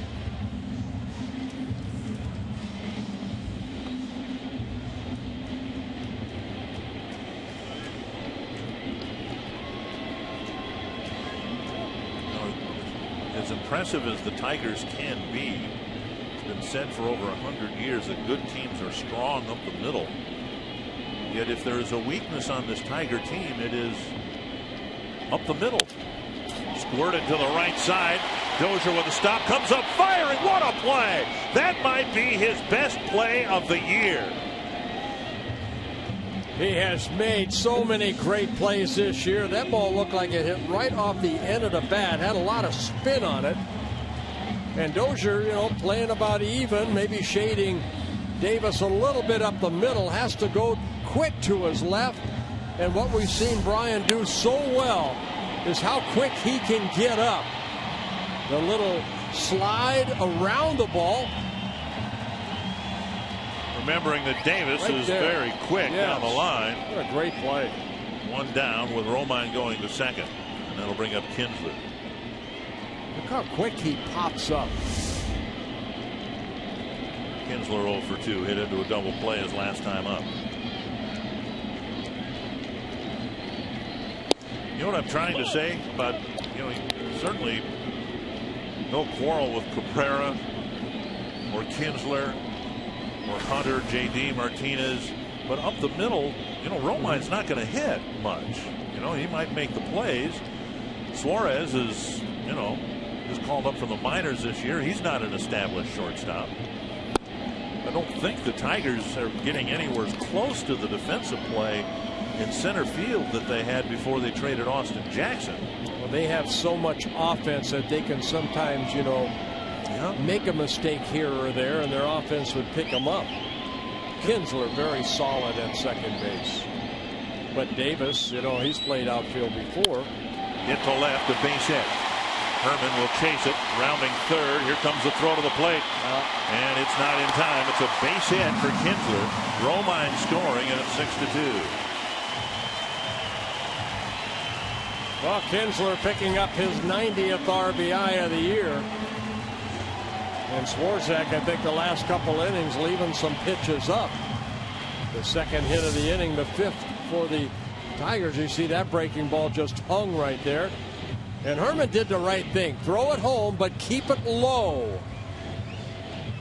And Kinsler rounded first, but because he saw that it was right over the third baseman's head, Escobar, he had to hold up at first base. And that keeps the double play in order during the Hunter at bat. He's already bounced out twice.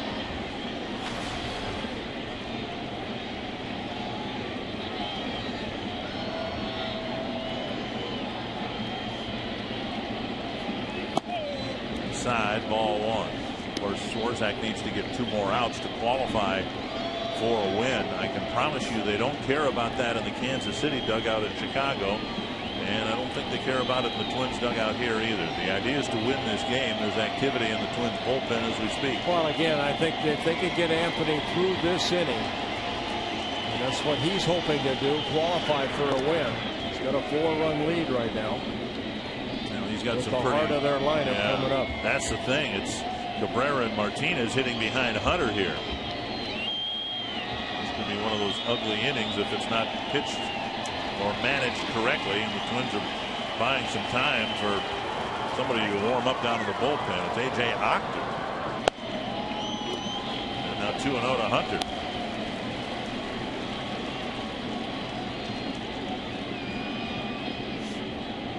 Last 2 at-bats, they got Hunter inside with the fastball that he hit the ground ball outs. Now 2-0. You don't want to make a mistake inside. But Suzuki's sitting there. 3-0. The ball high. So maybe a reliever all this year, making his 3rd straight start, but maybe just running out of gas a little bit here.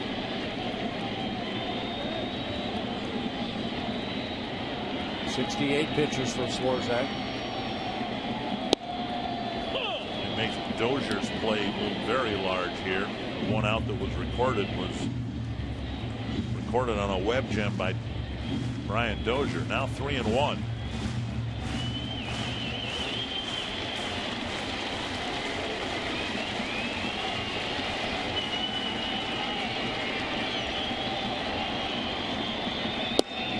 Two. Fastball at 91. We saw it in the first couple innings. We saw 94 from Swarzak. I think Kinsler would take off here with Cabrera batting next.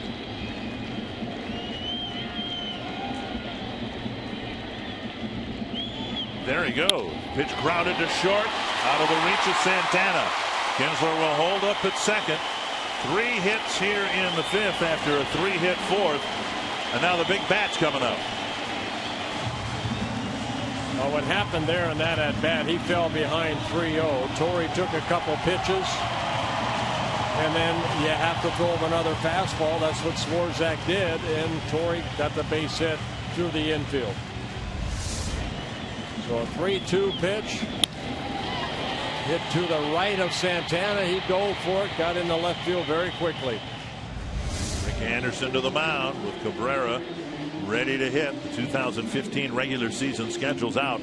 Not too early to start thinking about games you might want to attend at Target Field. The home opening series April 13th, 15th, and 16th against the Royals. 20 interleague games next season, including, as Terry Ryan said, the attraction of a home weekend series against the Brewers June 5th through the 7th. You can find out more about the schedule at twinsbaseball.com. Has this guy ever hit into a double play? Just wondering how they've managed to get him to hit every other inning. In this case, back-to-back innings.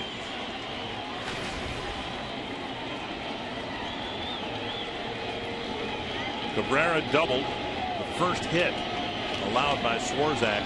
5 others have followed in rapid succession. Well, he's hit into 21 double plays. Base hit to left. Kinsler around third. Juggled by Herman, and it's 6-3. And now Victor Martinez comes to the plate, representing the tying run. Well, Cabrera not wasting any time. He jumped on that first pitch, almost hit at the same spot that Torrey Hunter hit his. Cabrera driving in his 108th run on his second hit. Got the ground ball, but Cabrera just shoots it through the infield. no hits in the first 11 plate appearances and 7 hits in the next 10 plate appearances. Yeah, third straight start for Swarzak that he worked only 4 1/3 innings as a starter. And the Tigers coming back fast on the Twins.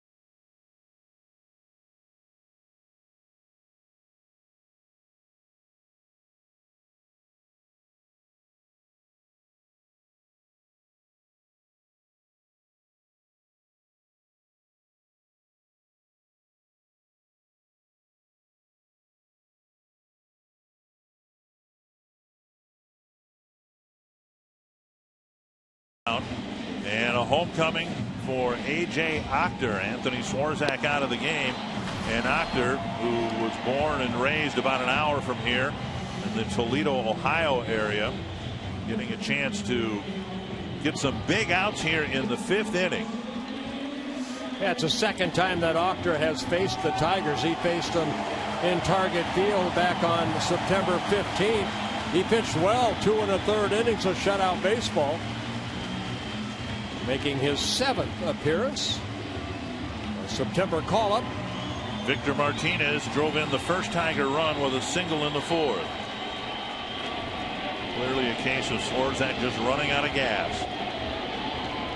And now a 6-3 game. First and second, only 1 out.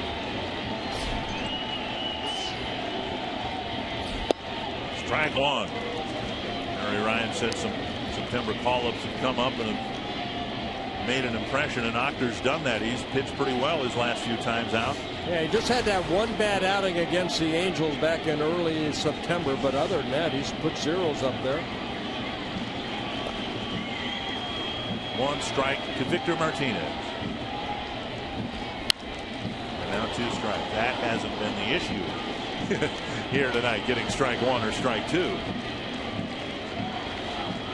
Swarzak struck out 1 man. It was Castellanos looking in the 4th, but he was ahead most of the bat, many of them 0-2. Can't get the win. I think that Achter can get the Twins off the field with a 3-run lead. And maybe get Achter the win. He can get through this, couple more innings. Nice block by Suzuki. Bluff of a throw to second base.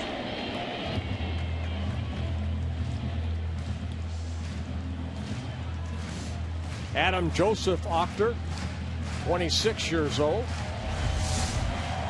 Take a look at this ball right there, the breaking ball, hard breaking ball, and Suzuki getting it on the first hop.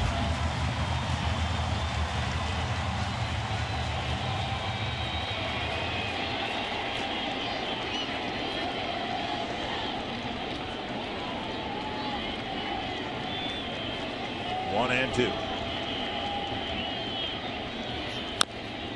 Foul.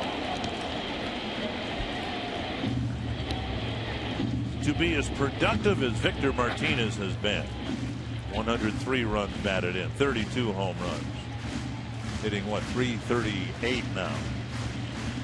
He has struck out 42 times. He's been intentionally walked 28 times. He's always been a good hitter with the Indians, the Red Sox, now here with the Tigers, his 4th season. Missed all of 2012 due to a couple of knee surgeries. 2-2. He has bounced into 17 ground ball double plays.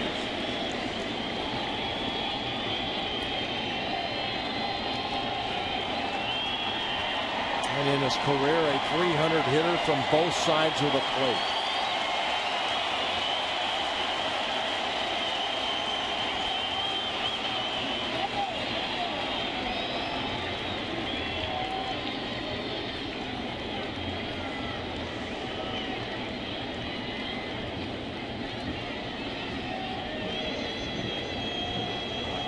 Michigan State, East Lansing. Foul.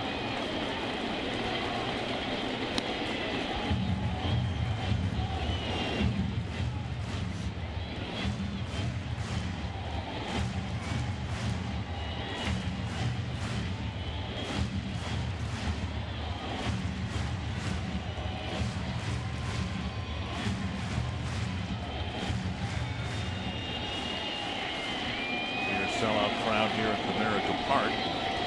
Been silent most of the night, but making some noise here in the 5th as the Tiger hitters are making some noise. Popped up out of play. In Chicago, the Royals still leading the White Sox 3-0 in the top of the 3rd.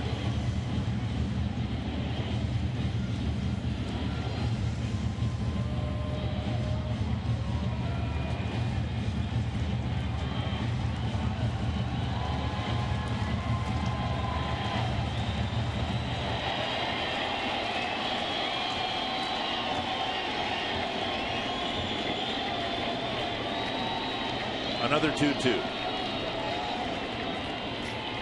Full count. J.D. Martinez on deck. Well, this will be pitch number 9 to Martinez. So far, this is just a classic battle between a veteran hitter who has seen and done it all and a minor league veteran getting a chance to pitch the biggest inning of his life. And the counts run full to Victor Martinez. Arcia to the corner. That ball is deep, and Arcia with the catch for out number 2. A nice play by Arcia with Victor Martinez bringing everyone, even the visiting TV announcers, to their feet. Well, it looked like he got jammed just a little bit. Because of the way that Arcia went after that ball, you kind of knew it was getting the ballpark. Did he get it? 330 down that right field line. But Arcia, with the flight of that ball, see how high it is, allows Arcia to get in that corner and make the catch. Big out number 2, and now J.D. Martinez.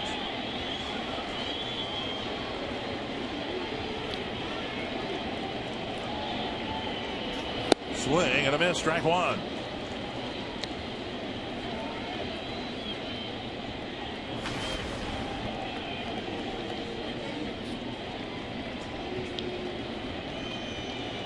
Little lineups can do that to you. Feels like it's the bottom of the 8th inning. It's only the 5th. To center. Hicks is back with plenty of room. And A.J. Ochter gets a couple of big outs, the biggest 2 outs of his professional career.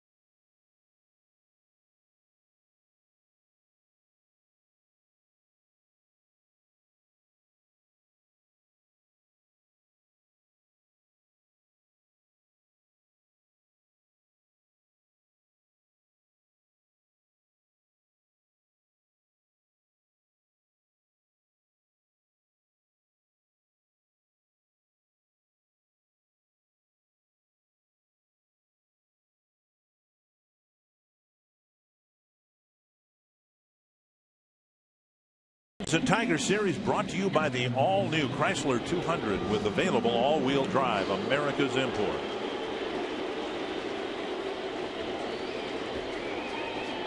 Well, the Twins scoring the first 6 runs of the game, and Aaron Hicks will lead off the 6th. And A.J. Octor got a couple of awfully big outs from a couple of very productive hitters. He sure did.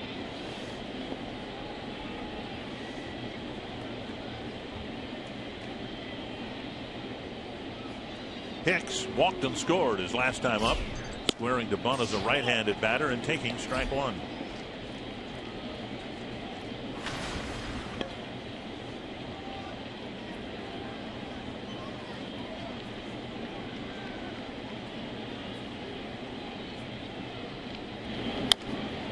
Chopper in front of Castellanos. Safe at first. Cabrera hobbling a little bit at first. Yeah. Castellanos with a throw that took Cabrera up the line into the runner. Yeah, that right ankle right there. Anytime that something like that happens, you see Cabrera still favoring that ankle. Check in with Jamie Hirsch. Well, guys, somewhere here at Comerica Park, A.J. Octor has a few dozen family and friends probably pumping their fists after those last 2 outs of the inning. He actually made plans to come to these games with friends as a fan. He had no idea that he would be here playing with the Twins, and what a homecoming for him. A great couple of outs that he got there. I asked him about managing any nerves as he took this mound where he came as a fan so many times as a kid. He said nothing will compare to the nerves he felt in his major league debut earlier this month. He handled it beautifully. Aaron Hicks checked at first. Thank you, Jamie. That's quite a story. You know, Toledo just south of here. Yeah, I met his family before the ball game. His dad is not here. He's got a football game to coach today. But I met his mother. As way I did meet him up in Minnesota. Big leg kick and strike 1 delivered by Ryan. See whether Ryan switches it up a little bit. Twins haven't seen him from the stretch here. He got a speedy runner at first. Really like to score the next run after the Tigers have scored 3 straight. Escobar dropped down a sacrifice bunt that led to a couple of runs in the 4th. Yeah, quick throw over there by Ryan.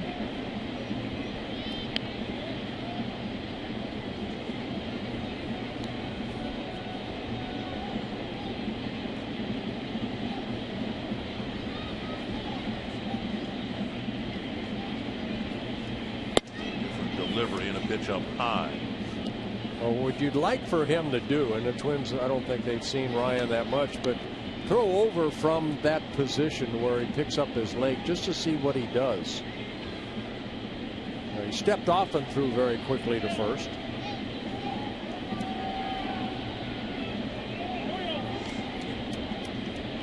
A lot of left-handers, what they'll do is kind of just pause a second when they get to that balance point. I mean, you can go to first or go home. Another quick throw over.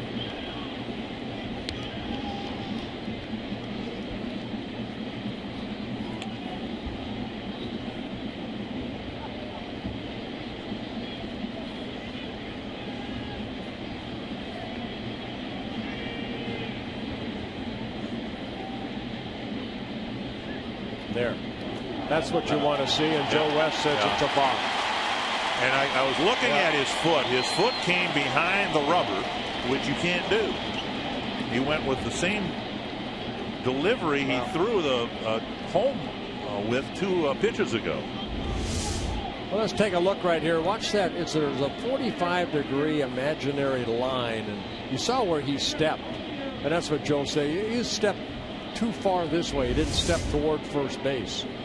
I think he called him on that, not if that foot went in back of that pitching rubber or not. So balk called on Ryan. Hicks is at second, and now that might lead to another sacrifice bunt here. Escobar taking outside 2-1. Now, one of the signs that the Twins give is get them over, your choice. Now, Escobar is a pretty good handler of the bat. And if he feels he can get Hicks to third without giving himself up on a bunt, he can try to do it that way.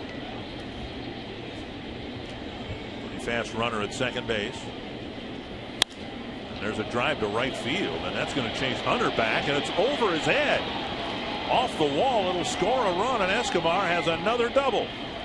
Now that's getting him over. And in.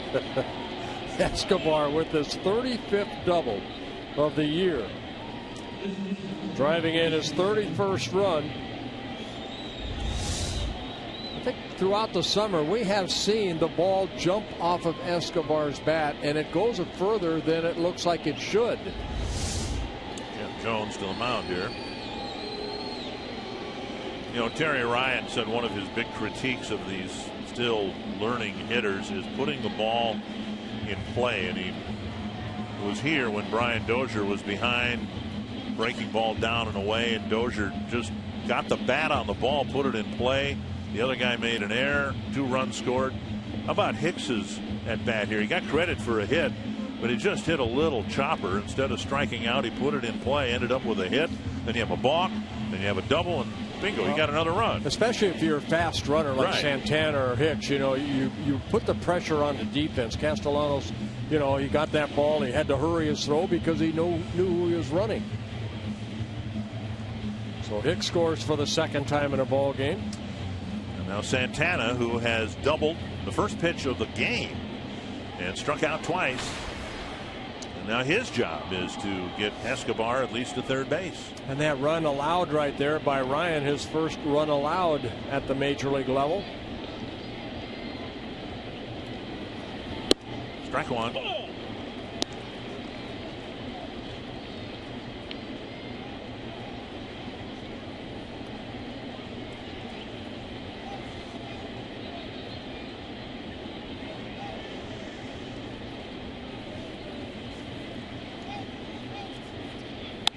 Off the handle of the bat.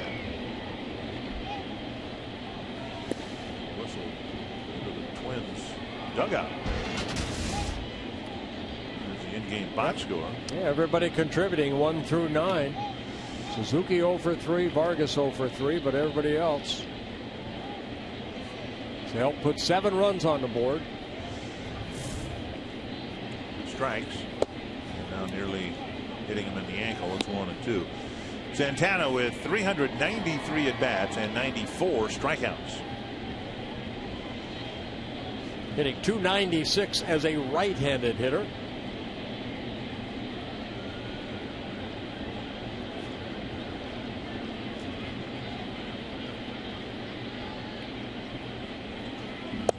Two and two.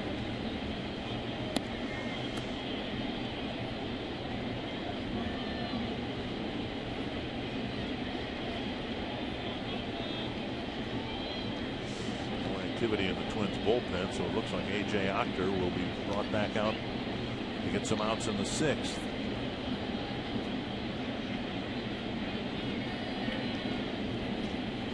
Three and two now to Santana with Dozier on deck.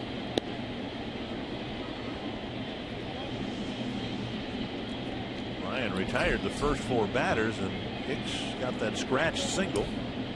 Balked to second. Escobar with a double to the opposite field, and now once it was 0-2, now it's 3-2 to Santana. Base hit to right field. Escobar to third. That'll be as far as he gets. Good at bat for Santana, his second hit of the game. Yeah, and Escobar had to kind of hold up, make sure that ball got through the infield. Now on FoxSportsNorth.com, get ready for this weekend's football action with previews, features, and game coverage of the Gophers at Michigan Wolverines and Vikings against Atlanta Falcons game. Tigers going to try to buy some time here.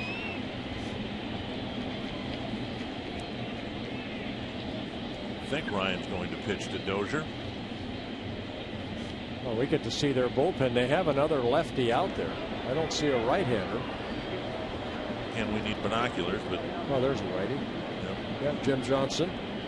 Johnson's probably going to come in and pitch to Brian Dozier. The Twins already have a very important run after seeing the Tigers score 3 to cut the Twins lead in half. 1 on the board at 7-3, and maybe more to come.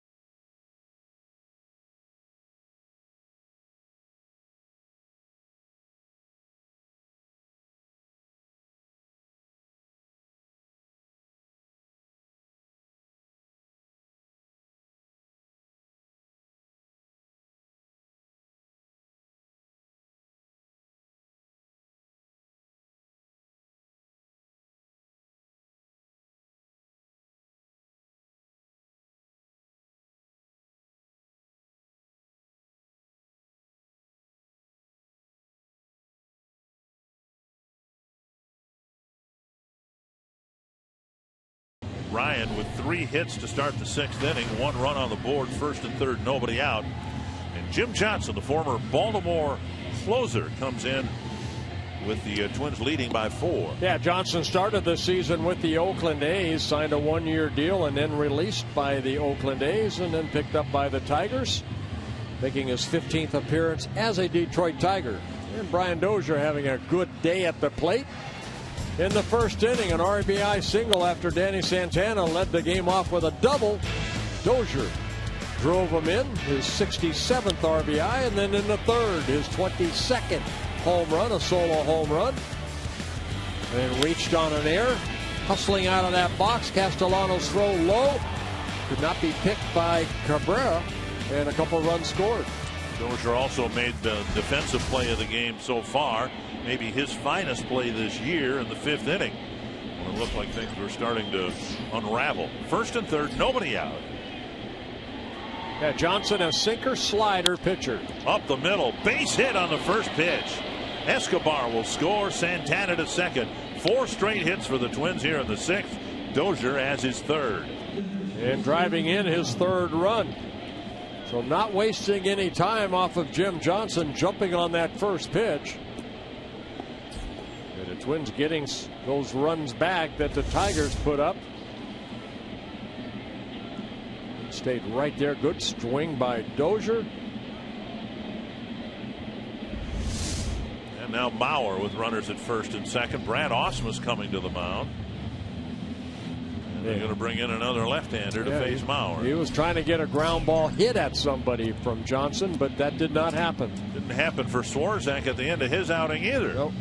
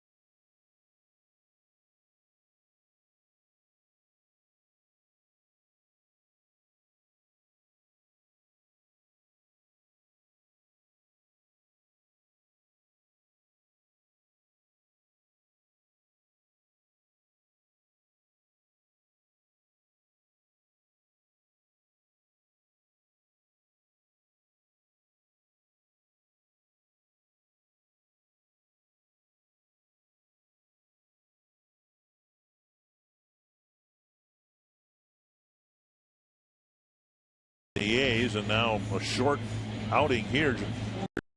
Just hasn't panned out this year for Johnson. 101 saves in 2 years in a row. 2012 and 13 for the Orioles, and he's having a tough year. Bauer will hit against Blaine Hardy. Yeah, Hardy making his 37th relief appearance. Done a good job out of that bullpen. Very good. 2.17 ERA. Only 30 hits allowed. 18 walks. 2 intentional with 30 strikeouts. Came up for a little bit in June and July, then sent back down, and then called back up in August. First pitch over the inside corner.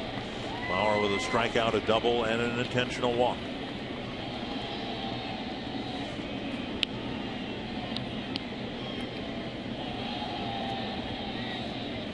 Got a report on Hardy. Not an overpowering fastball, curveball, slider, a very good changeup. There's a breaking ball right there. Still no activity in the Twins bullpen. Tigers have made 2 pitching changes here in the top of the 6th.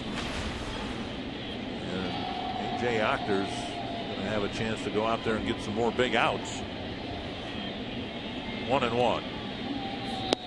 And And a strike called, 1-2. Now Hardy in his rookie season at 27 years old in his second season in the Tiger organization. Originally signed by the Royals back in 2008.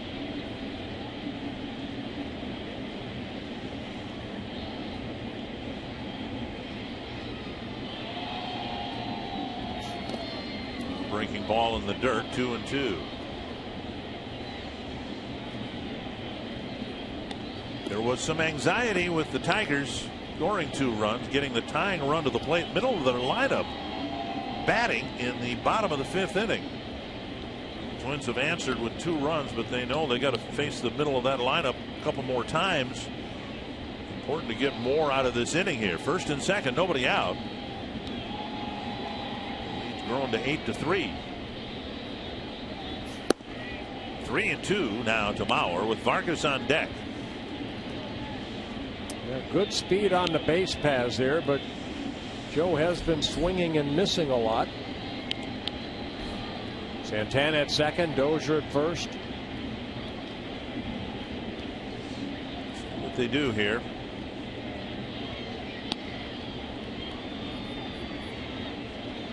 Runners go, and Mauer pulls it to the right side. Nice stop by Cabrera. Up to his feet and a flip to first. That's a good play by Miguel Cabrera to take a hit and an RBI away from Mauer. Yeah, that ball almost made it into right field, but Cabrera diving to his right comes up, and the pitcher get over there. Hardy was able to do that to get Mauer out at first. So with the runners going, Cabrera held his ground, dove for the ball, came up, big quick flip over to Hardy. But both runners advance, now 1 out. And now Vargas 0 for 3. Called out on strikes in the first. A couple of ground balls to Kinsler. He'll be walked to fill the bases for Arcia.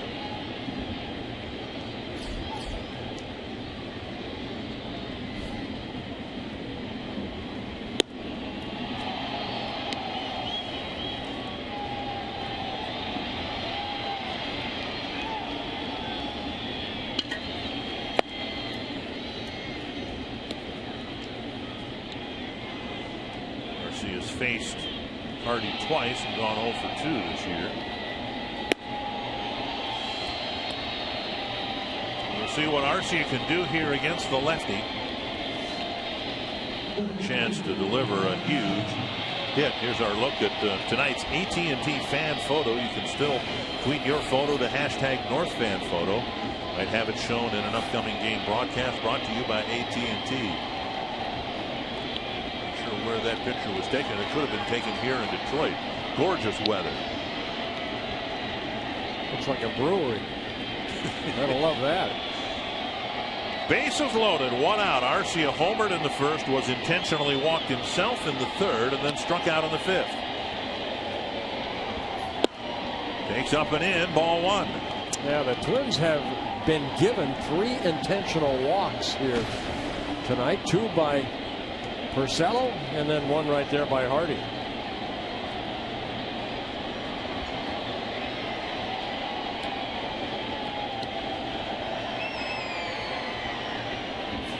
Popped up, it's backing out of play. Now we'll have to ask Tom Bernansky this. I don't remember Arcia doing this until recently, but he's setting himself up with that rifleman pose that Jim Thome used for most of his career, where he holds the bat extended until the pitcher goes into his stretch or windup, and then he pulls the bat back.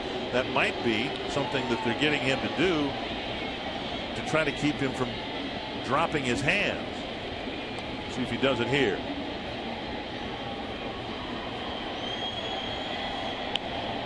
Not this time. Inside, 2-1. Yeah, Arcia looked like he tried to put his arm down, maybe get hit by a pitch. Slow breaking ball, middle in.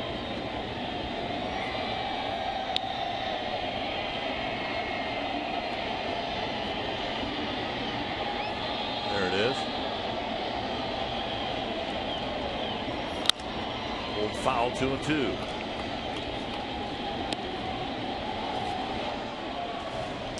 Well, in the first inning, it was Arcia giving the Twins a 3-0 lead with his 20th home run of the year, a 2-run home run.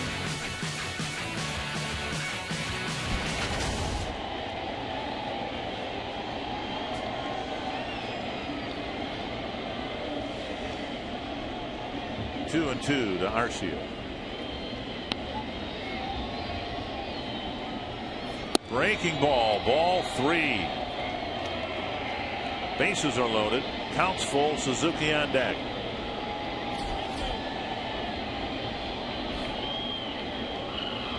Arcia has one career grand slam, that coming earlier this year on June 5th against the Brewers.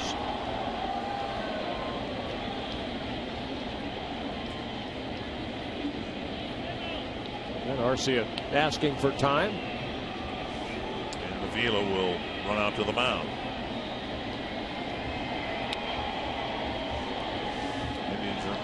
Tigers rather on their 4th pitcher. Now Hardy's only given up 1 home run. This is his 37th appearance. Just missed with a breaking ball for ball 3.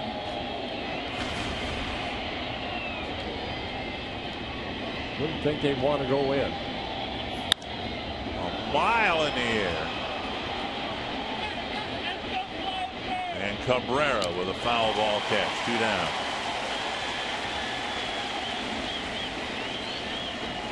Hardy, the pitcher, ran across the foul line. Not sure Avila even saw it. Oh, big pitch by Hardy right there. And Arcia just getting underneath it and popping it straight up. And now Suzuki, who's had a quiet night at the plate, 0 for 3.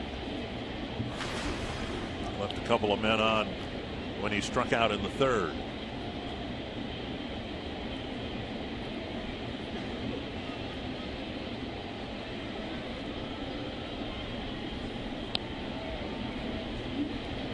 Outside, ball 1. And the count full to Arcia before getting him.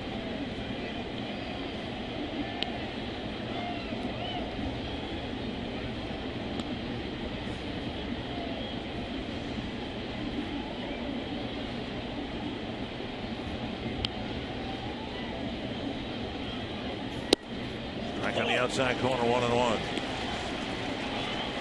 An 89-mile-an-hour fastball.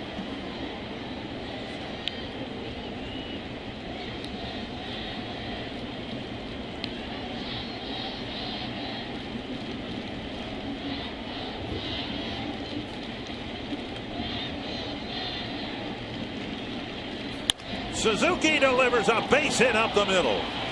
Santana scores. Dozier behind him, a huge 2-out single, driving in 2 more for Kurt Suzuki. Boy, how many times have we seen Kurt Suzuki good hits with 2 outs and driving in runs? Suzuki driving in his 60th and 61st runs of the year on his first hit. Fastball took it right back up the middle. Santana, Dozier score. And it's a 10-3 ball game. 9th batter to come to the plate is Chris Herman. All of this started with an infield hit for Aaron Hicks. The Twins have answered Detroit's 2 spot in the 5th with a 4 spot in the 6th.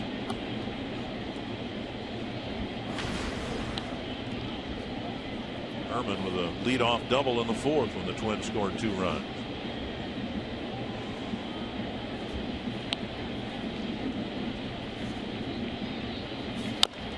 Chopped foul off his foot.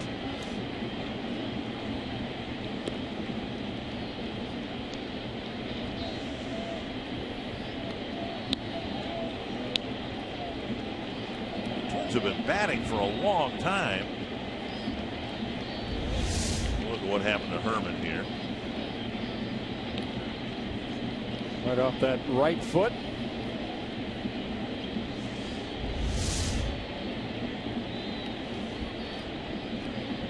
Twins have had a couple games like this against the Tigers. That 20-6 game and the 12-4 game in Minnesota in August. Cabrera picks up a hot ground ball, goes to the bag. Good inning though for the Twins as they put up 4 runs in the top of the 6th against 3 different pitchers.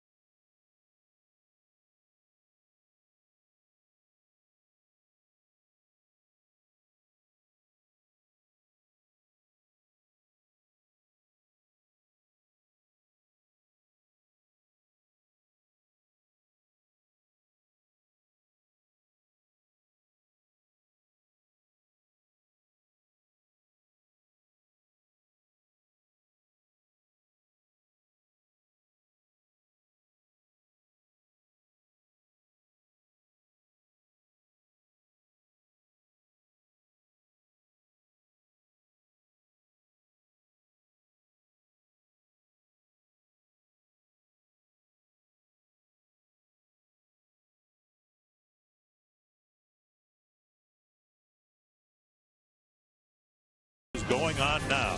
Toyota, let's go places. By Sanford Orthopedics and Sports Medicine for the everyday competitor in all of us. And by McDonald's. Your McDonald's has 5 extra value meals under $5, including the sausage McMuffin with egg at participating locations. Thanks to a 4-run 6th, the Twins have now scored more than 100 runs against the Tigers this year. Now, they scored 20 in one game, 12 in another. But there have been very few times that the Twins have not scored bunches of runs against the Tigers. Only twice have they been held to 2 runs, and they won both of those games. 2-1 and 2-0. Yeah, I think we showed the numbers of Twins offense have done a good job against the staff of the Detroit Tigers. 11th time this season the Twins have scored 10 or more runs in a ball game. 3rd time against the Tigers. Castellanos quickly behind in the count, 0-2. And for the Tigers, it's the 12th time this year the Tigers staff has allowed 10 or more runs. A.J. Ochter sat in the dugout for what seemed like a half hour while the Twins scored 4 runs against 3 different pitchers. He's out there to throw strikes and get outs in the 6th. The high fly left center field. Aaron Hicks running after it, and it's Herman on the warning track making the catch. They converged, and Herman actually got there a step quicker than Hicks did. It's in the air a long time and hit a long ways, but it's 1 out. Yeah, that the only thing you worry about right there is who's yelling for it right here. And Hicks kind of gave way to Herman. So Herman, I guess, out-yelled him. Here's Avila, 0 for 2. Avila with a bouncer to Mauer and a fly to Hicks. 3 fly ball outs so far for A.J. Ochter. This one lifted into the seats.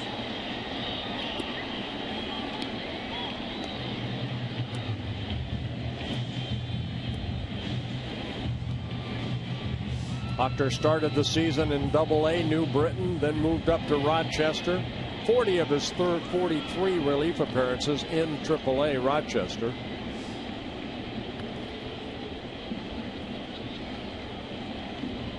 One strike. You know, being sent to Double-A, I'm sure, was a disappointment when the minor league assignments were made.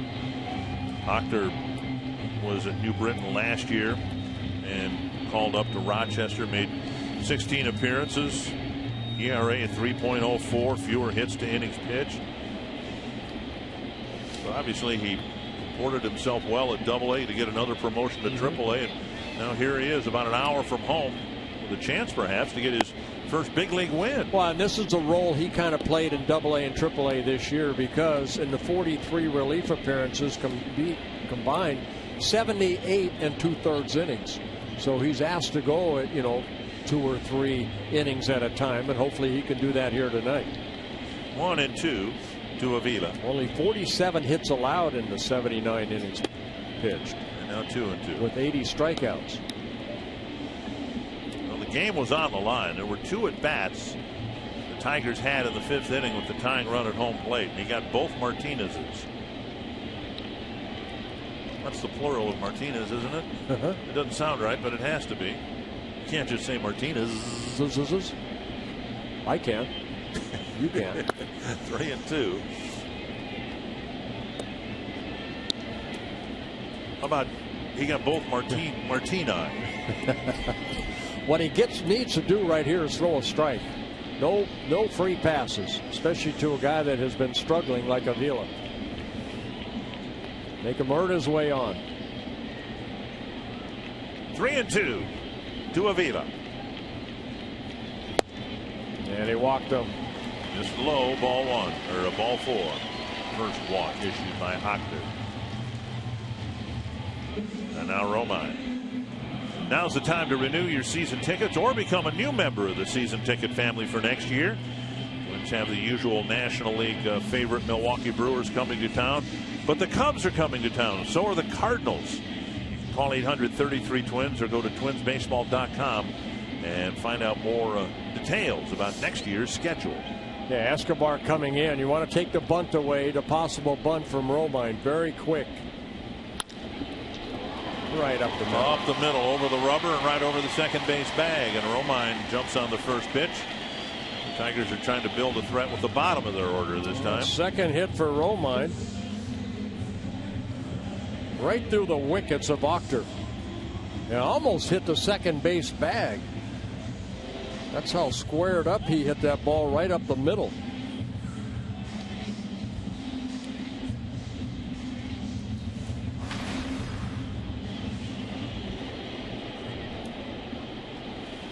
And now Davis. That ball off the end of his bat. And if the Twins win this game, bookmark the play Dozier made on him for the first out of the 5th inning.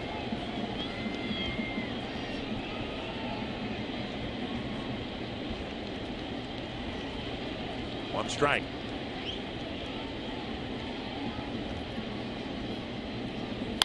Grounder to short. That'll be a quick one. 1. And that's it. Yep. Yeah, Davis too quick out of that batter's box. 2 down. And Avila advances to third. Can't turn the double play any quicker, possible double play, than the infield did right there. Santana, quick shovel pass over to Dozier, and a good strong throw, but Davis just beat it out. Twins needed a 2-hopper, not an 8-hopper. But now Achter will go against Kinsler, who singled in a run in the 5th.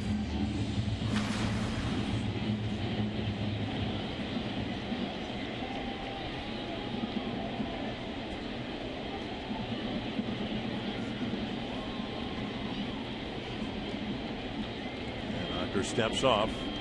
Davis, as we said, 36 stolen bases. Now the Tigers are down by 7 runs. But if Achter doesn't pay him some attention, and if he gives him a stolen base, he'll take it. Popped up center field. Hicks coming in.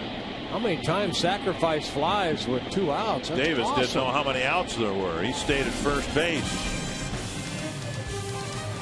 There's 3.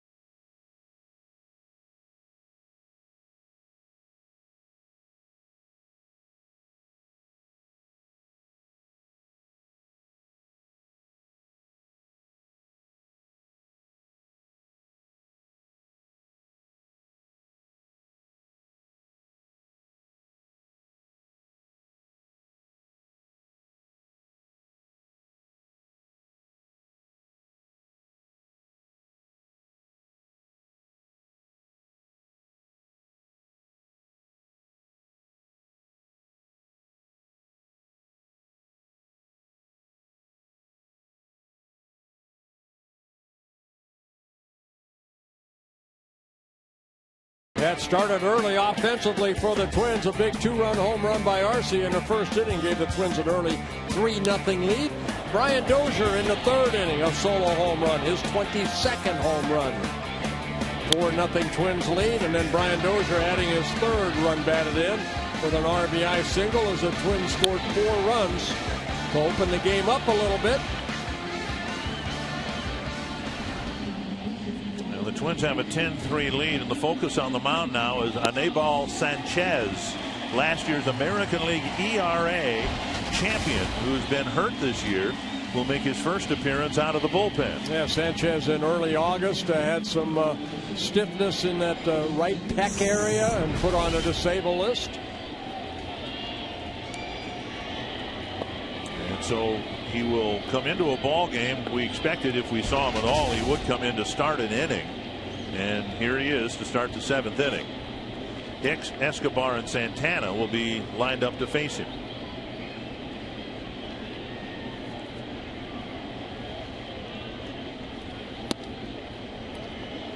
Assuming the Tigers get into the well, they will. They've got a playoff spot. They need to set a playoff roster, and they need to see some encouragement from Sanchez that he will be able to help them out of the bullpen. 2-0 to Hicks. They need to establish that he is A, healthy, and then B, will be effective. Otherwise, you know, you can't carry somebody on a playoff roster. Hicks takes a strike. They need to be able to help you out. And now here we are. 48 hours from now, the season will be over with. And the Tigers don't know what they're going to get from Sanchez. Well, that's why these, innings here are very important for the Tigers, and see how Sanchez responds. I think you said the right word, innings. I think the Tigers are looking for him to go at least a couple here. Hicks taps out, 1 away. Back to our carsoup.com trivia question. I'm guessing Red Lake, St. Louis. Okay. What about the A's? What about the Braves? What about the Cardinals and the Giants? And there are none. Well, but see, now that's deceiving. They can't give you a trivia question with 0. But well, I'm close. It's the Cardinals. So ding, ding, ding, ding, ding. Take a look. Cardinals. Didn't the question itself suggest that there were? Yes. Yes. We were completely fooled.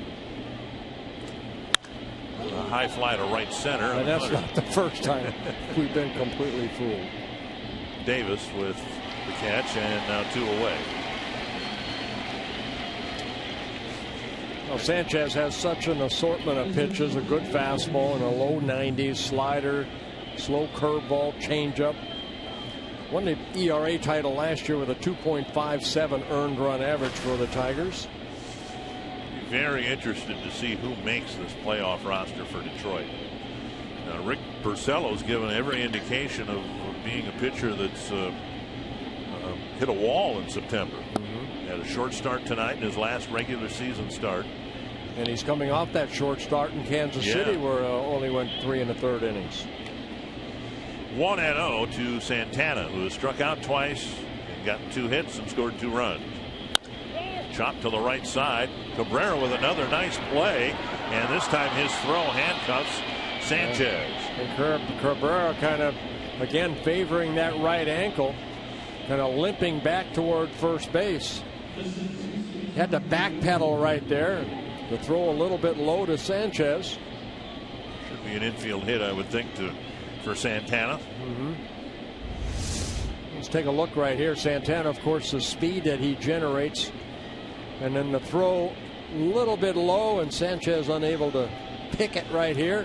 Tough play because you're trying to find the bag and the ball at the same time. I bet you the ankle had something to do with it. The way he turned after he caught the ball, he turned around the other way that you normally would and tried to make an off-balance throw, probably because he couldn't plant that right ankle. Right. Dozier takes ball 1. They give Santana an infield base hit, his 3rd hit of the ball game. And Dozier has 3 hits. He has scored 3 times. Twins have scored in every inning but 2.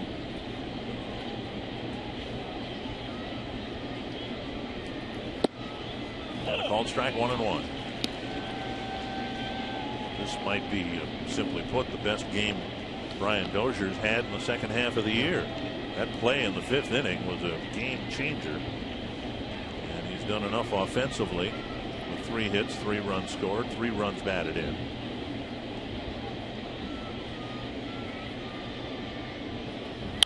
Fouled away, 1-2.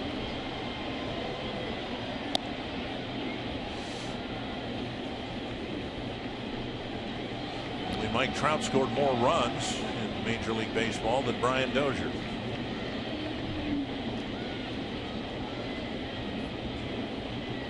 A couple more multi-hit games, and Brian still has a chance to finish the season at 250. Blocked by Avila. You know, I like the interview that we did with Brian when we were at home, that he said, yeah, you know, we asked him about the season, and he said, yeah, it's been a good year scoring runs, you know, hitting the home runs, driving in runs. But if we don't win, what good is it? So definitely a team player, Brian Dozier.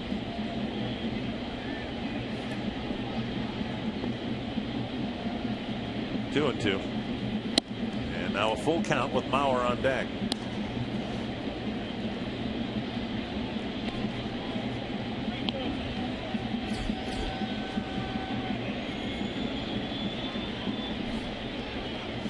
Cabrera will be playing behind Santana. 3-2. 2 outs.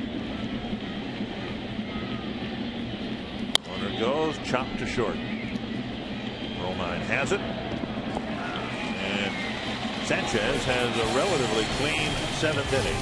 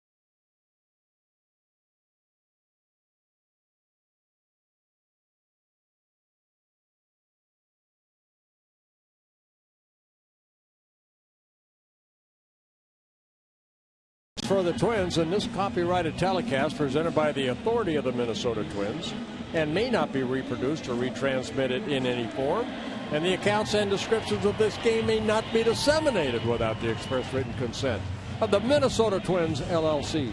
I believe my elementary school teachers in Dumont, Minnesota would be proud of me. Mrs. Mutterer, then Mrs. Forcier. But my count, and I've checked it twice, the Twins so far this year have outscored the Tigers 104-91. Wow. That's pretty good against a very, very offensive club, the Tigers. And on a personal level, A.J. Ocker is creating quite a story here tonight. 1-1 to Hunter. Well, he is the pitcher of record, I would imagine. I know it's the official score that makes decides that, but Ochter's done a great job. Bauer and foul ground with the catch. Hunter retired one away. Came in with the game on the line. I mean, the heat was on in the 5th inning. Tigers had picked up. They made a song after that. Yes. Glenn Fry, I believe, sang it. 4 hits and a couple of runs, and the tying run at the plate. Victor Martinez has been maybe the most dangerous hitter in the American League this year.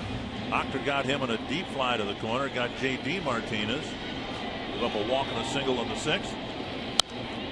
But no runs scored. He's faced 8 batters, only 1 hit allowed, and that was the hit by Romine right back up the middle.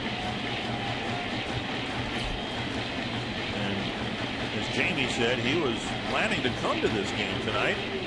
Well, he's here as a fan. He has the best view in all the house right there. He's standing in the middle of the diamond. Imagine you follow the same track as you did last year, starting in AA, go to AAA, and then you get the call. You're going up, going to the big leagues. And he was so nervous, as he said at the very beginning in his debut. This was a different animal here tonight. Don't know that he ever would have imagined that he would pitch through this Tiger lineup entirely.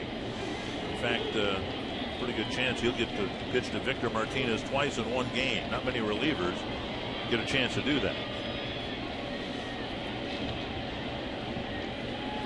Foul back. Well, just pitching to this guy alone is quite a thrill for someone that spent some time in the minor leagues. You dream about coming to the big leagues. You know, you get to hit, you get to face a guy that's won 2 MVP awards, 3 batting titles. Triple Crown. Mm-hmm.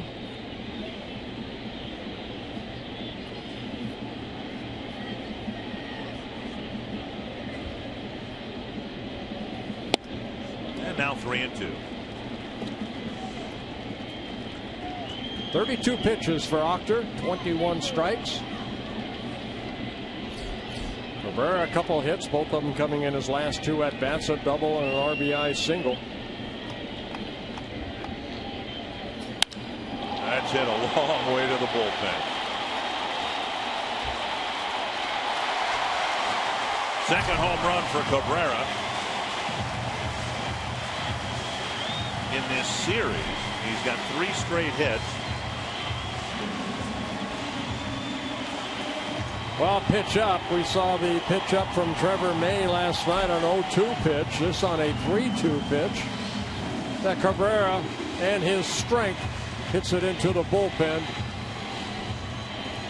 The only thing that might have kept him from facing Victor Martinez a second time is exactly what happened, giving up a home run. So Ron Gardenhire coming to the mound, and Ochter got some big outs. Pitched through the 6th, got the first out of the 7th, and he comes off the mound, perhaps with a chance to pick up his first big league win.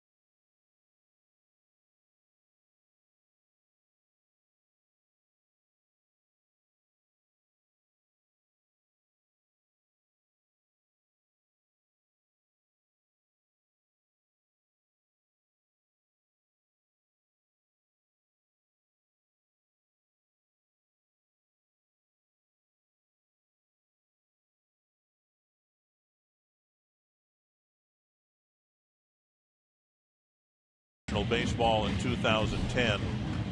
And this might be a night he'll never forget. Got a chance perhaps to pick up his first big league win. Yeah, we hope so. Lester Olivares, a former Tigers farmhand, and came up a little bit with the Tigers, making his 6th relief appearance since being called up in September. He got traded over in the Delman Young trade. That back in 2011. Making his 6th relief appearance. He worked on Monday against the Diamondbacks, 1 shutout inning. Had a couple strikeouts. Foul back, 1 strike.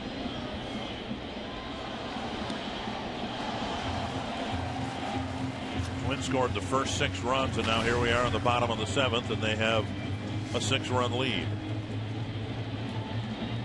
Tigers scoring in innings 4, 5, and now in the 7th.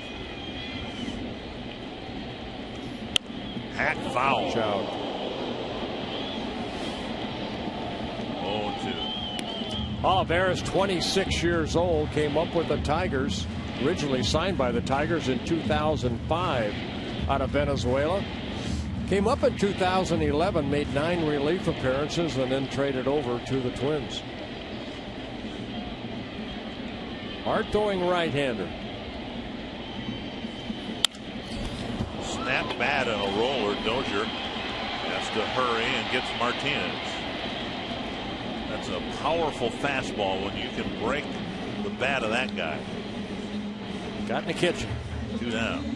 Take advantage of the Fox Sports North Minnesota Wild Fan Pack ticket offer during the September 27th and 29th preseason home Wild games. Starting at $60, you'll get 2 upper-level tickets to the game, 2 hot dogs, 2 sodas. For details, visit foxsportsnorth.com, click on upcoming events on the Hot Topics bar. This is what I'm going to miss the most during the winter. We're going to hear a sound that I'm going to... It's so sweet. Take a listen. Oh,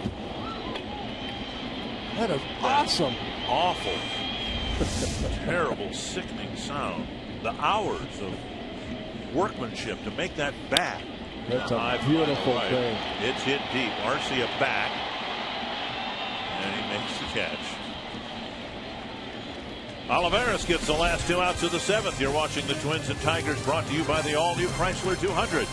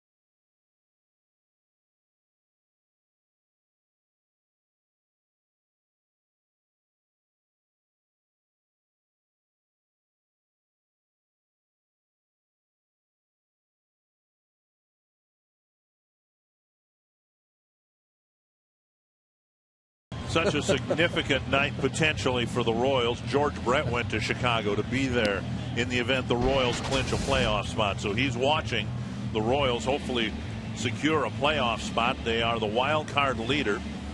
Oakland had a lead the last time I checked in their game. Over Texas, yes. And Seattle 2 games back. It would take an awful lot to go right for the Mariners to get in.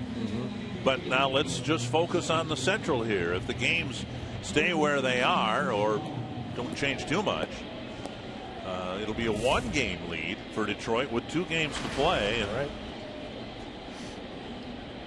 Tigers have Kyle Lobstein going tomorrow. Twins have Ricky Nolasco.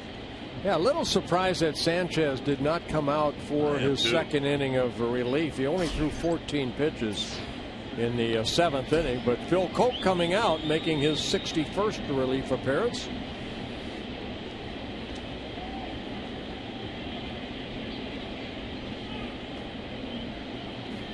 Koch delivers a fastball, strike 1. Only because unless they're going to plan on him coming back on Sunday, I mean, you want to see what he can do for at least 2 or 3 innings, I would think. I don't know, given what's happened in Chicago and what's happened here, that you need to be very smart to make any plans for Sunday in terms of running somebody out there just to give them some work. Right.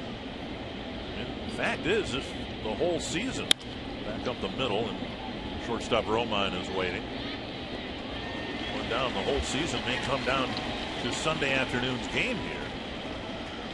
Farmland was cooking, and bad news for a couple of former Tigers. Both Kirk Gibson and Alan Trammell were dismissed, although Trammell will manage the team this weekend. Yeah, I don't quite understand that. They have a 3-game series at home against the Cardinals starting today. And Alan Trammell, even though they let him go, he's going to manage the 3 games. And Kirk Gibson is gone. Here is Kenny Vargas. Ball 1. So there's an opening in Arizona to manage. Technically, there's an opening in Houston, although Tim Bogart, by all accounts, has done a good job there and might very well get that job full time. Fouled away.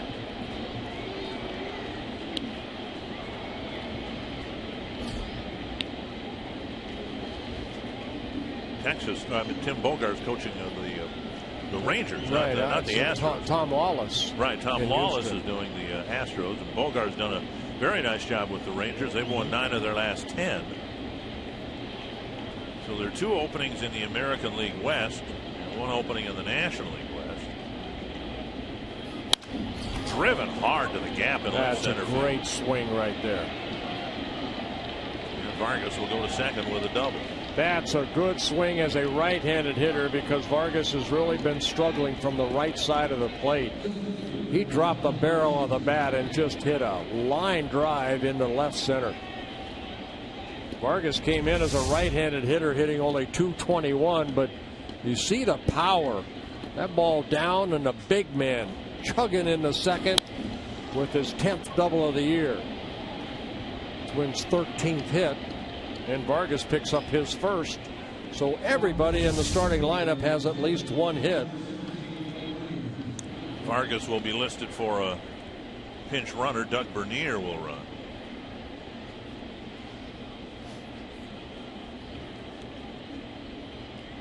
And take over the DH duties should they come up around again in the 9th inning.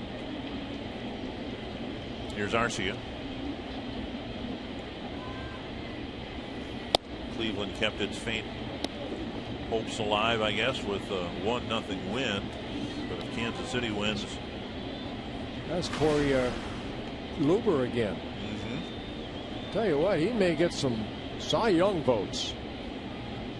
Either Oakland or Kansas City win, the Indians will be officially eliminated. 1-0. Missed by Arcia.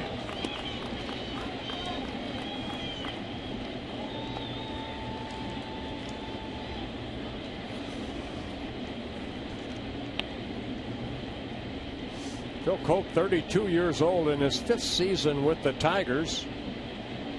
First came to the big leagues with the Yankees in 2008.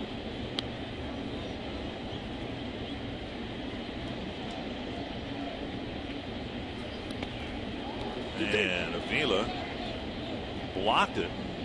Bernier stays at second base. Got Avila up on the left arm, I believe. Ouch. But Rand coming to talk to him. Take a look where this ball got him right here. Did it get him underneath? Yeah, in the neck area, underneath the mask. Yeah, Avila's hurting a little bit. Saw that happen to Kurt Suzuki just, what, a week and a half ago? The Adam's apple there.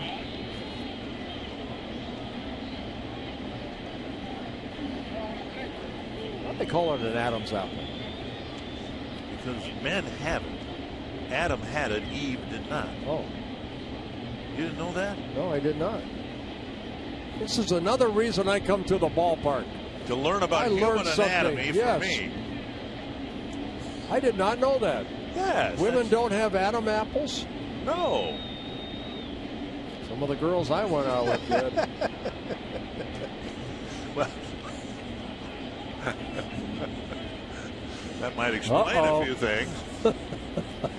Inside. Honestly, you didn't know that? I do now. Okay, all right.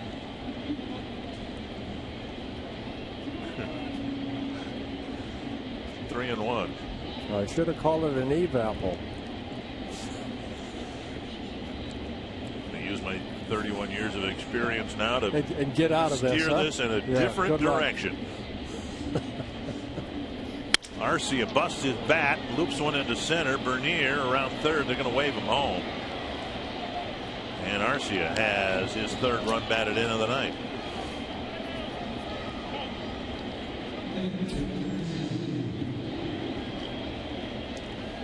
Hit softly into center field, but Bernier, as Davis comes after this ball, kind of had to hesitate a little bit, make sure that it got through the infield. He kind of paused right there, picked up the ball, and then picked up his third base coach, Scotty Alger, and he scores the 11th run for the Twins.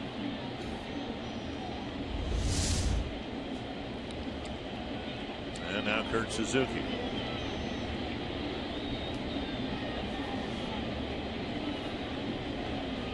Suzuki got a big hit in the in the 6th inning when the Twins kind of opened up the game a little bit with that 2-run single with 2 outs and bases loaded.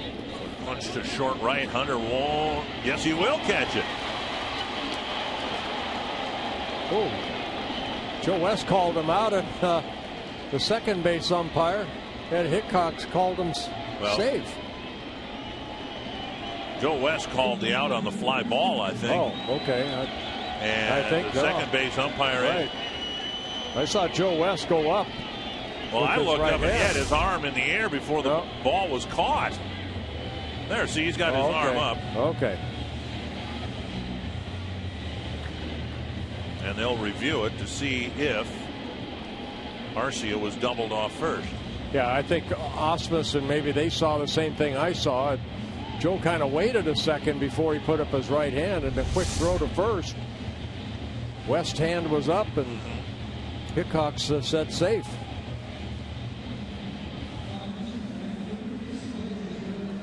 Well, it's a fly ball to right field for the second out. It's a matter if Arcia got back in time. See, not just Arcia, a lot of runners do it. They'll slide in, but it's the back leg that ends up touching the bag first. I think he's safe, but so many runners slide in and their front leg is in the air and doesn't actually make contact with the base. He's going in foot first at left foot. I think he's out. Sees Cabrera stretching out. Yeah, he's out. He's out. Double off at first. So Twins get a run on Arcia's broken back. Joe West was right. He was out twice.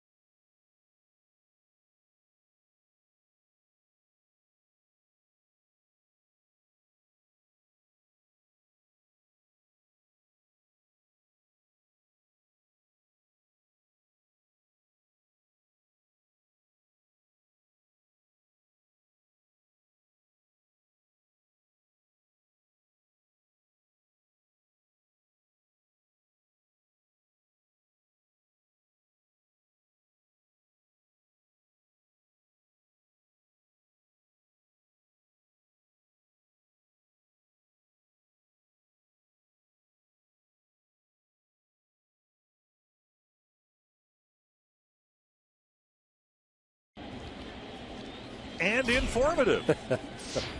Nick Castellanos taking ball one from Lester Olivares. Yeah, Olivares relieved A.J. Octor. Last inning, got the final 2 outs.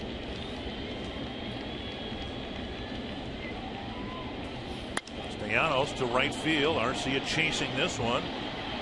And a nice sliding catch in the corner. Arcia made a couple of fine plays in the corner tonight. And a big out, the first of the 8th inning. Yeah, very nice running catch by Arcia, and that's what the Twins want to see out of him defensively, is make better plays, better judgment plays. And Arcia right there getting some dirt in his eye, I'm sure, after he makes this great catch. And it's a sliding catch.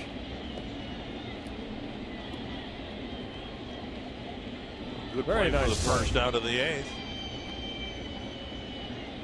And now Alex Avila will hit. He took a pitch up around his throat area. 1 strike. I got it. Avila walked his last time up. He's 0 for 2. 1-1. Arcia with 6 putouts tonight in right field. Well, he's made 2 good plays in the corner. Yeah, I caught that one off of Victor Martinez right in the corner. People at home probably saying, why doesn't he just play there then?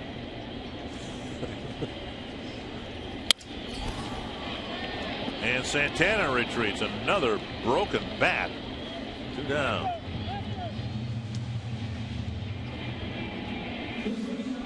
Chrysler Road ahead in the playoffs. The Tigers are in. We know that. The Royals are 6 outs away from getting there. The American League wild card game is Tuesday. The National League game is Wednesday. And then the ALDS begins in Los Angeles. First pitch to Romine fouled away. Yeah, you'll have the Angels starting and Dodgers starting right in that same area. Baltimore, Washington. What would we say? All the dual markets are represented except Chicago. Right. And New York. 1-1. And now 1-2.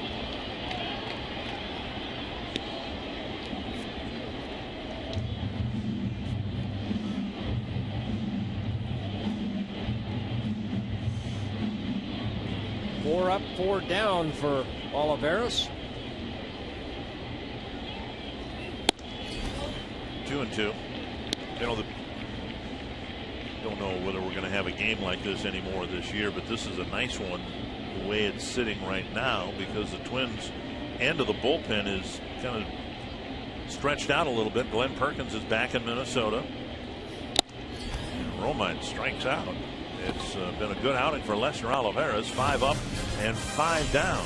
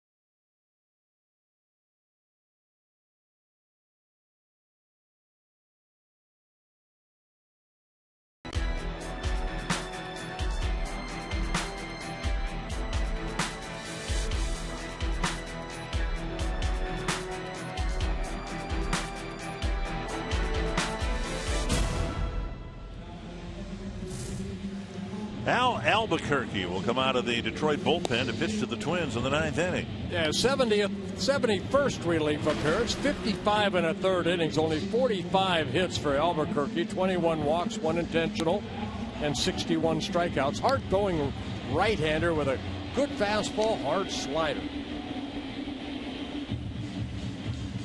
And the Tigers have made wholesale changes. The only position players left are the oldest guy in the field, Torrey Hunter, and Andrew Romine, the shortstop. I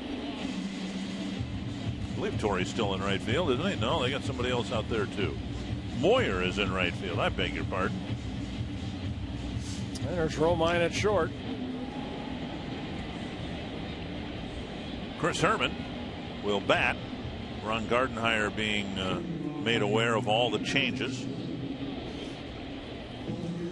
Twins scoring 3 in the first, 1 in the third, 2 in the fourth, 4 in the sixth, 1 in the eighth.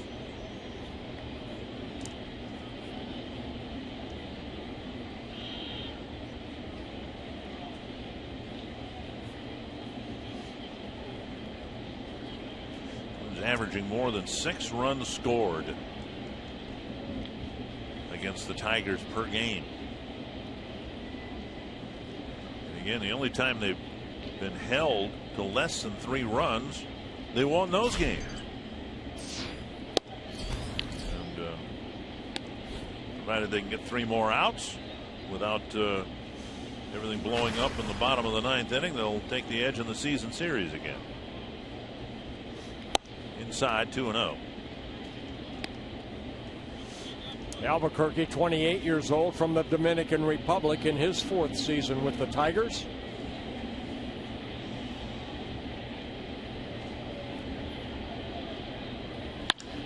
Hit hard to center. Carrera going back. He makes the catch, 1 away. Herman's hit the ball hard there a couple of times. This time for an out, leading off the 9th, and now Aaron Hicks.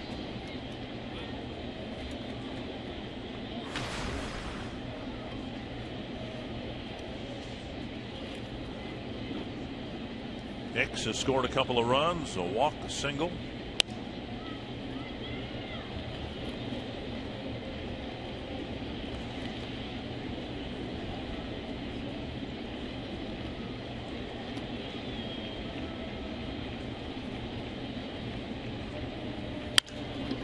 Hit hard to right field.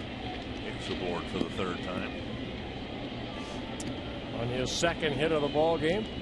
And the 14th hit for the Twins. 15th hit, excuse me. Most popular way to follow September pennant races is with MLB.com at Bat, the #1 app for live baseball. You can enjoy live look-ins, replay reviews, scores, stats, live radio broadcasts, and the MLB.TV game of the day and more. Get at Bat for your smartphone or tablet on the App Store or visit MLB.com. Escobar with a swing and a miss. The biggest at bats in the game came from Escobar in the 6th inning. The Tigers had just scored a couple of runs to make it 6-3. And the Twins answered with a 4 spot, maybe the second biggest hit. Suzuki's 2-run single with 2 outs was the biggest hit that inning. Escobar driving another one toward the gap, and Carrera makes another running catch, 2 down. But it was Escobar's opposite field double over the head of Torrey Hunter that scored Aaron Hicks. And the Twins had scored that all-important next run after the Tigers had come back into the ball game.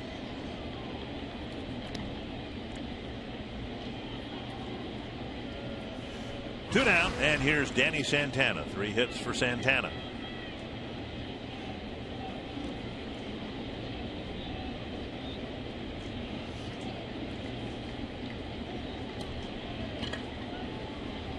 Fox Tracks presented by Carrier. Strike 1 to Santana. And a lot of times this year against the Tigers where the Twins leadoff batters come up for the 6th time. Swing and a miss, 2 strikes.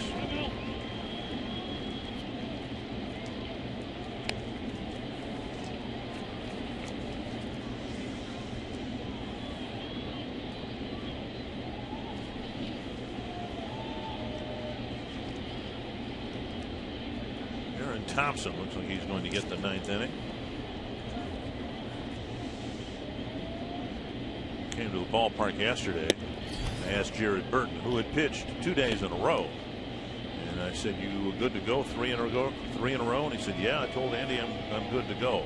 That said, you know, it's good to give Burton a couple of days off here in back-to-back games, and now he'll be able to potentially pitch at the end of the ball game both tomorrow and Sunday.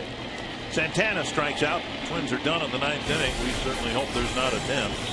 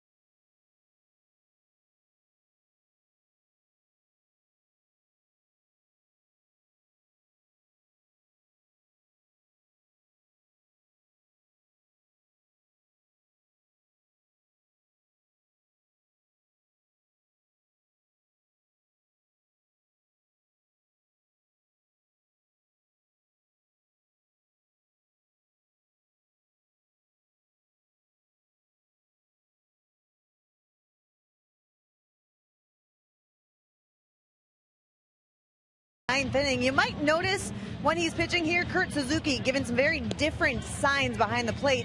He's going to be using his whole body instead of just the hand signals, and that's because Aaron Thompson actually can't see just those hand signals. He needs prescription glasses, but he doesn't want to pitch with them on, and he said he used to wear contacts, but his prescription ran out 2 years ago, and he was just too lazy to get another prescription and order some new contacts. So instead, he said it became kind of a superstition, and now he just can't see the video board. He can't see the hand signals. So he and Eric Fryer actually developed a new hand system signal down in AAA, and that has been passed on to Kurt Suzuki. Interesting guy, Aaron Thompson, but baseball players have their superstitions. Amen. Wow. He'll face Ezekiel Carrera. He is facing toward home plate, though, right? And there's Suzuki giving the signs. Ball hit to left and chased by Herman. That ball's over his head and it one-hops the wall.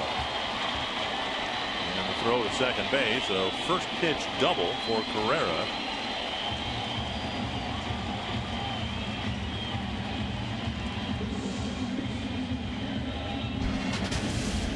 And our Century link to what's next. Ricky Nolasco will go for the Twins. Obviously his last outing of the year. Kyle Lobstein's actually done pretty well for the Tigers since being moved into the rotation. Yep. Lobstein actually faced the Twins once, but in relief earlier. And Nolasco had a very good outing 2 starts ago against the Tigers when he had 8 shutout innings. Hernan Perez batting in what was Kinsler's spot, and there's strike one.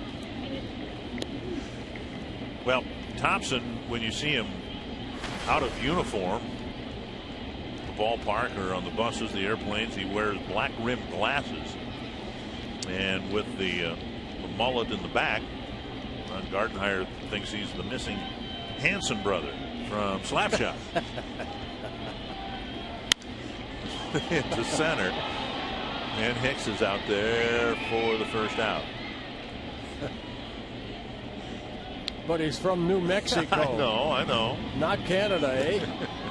One down. Hey, and you know what? Before this game, we found out that women also have Adam apples. It's just not, they're right. small. They're not right. visible. Right.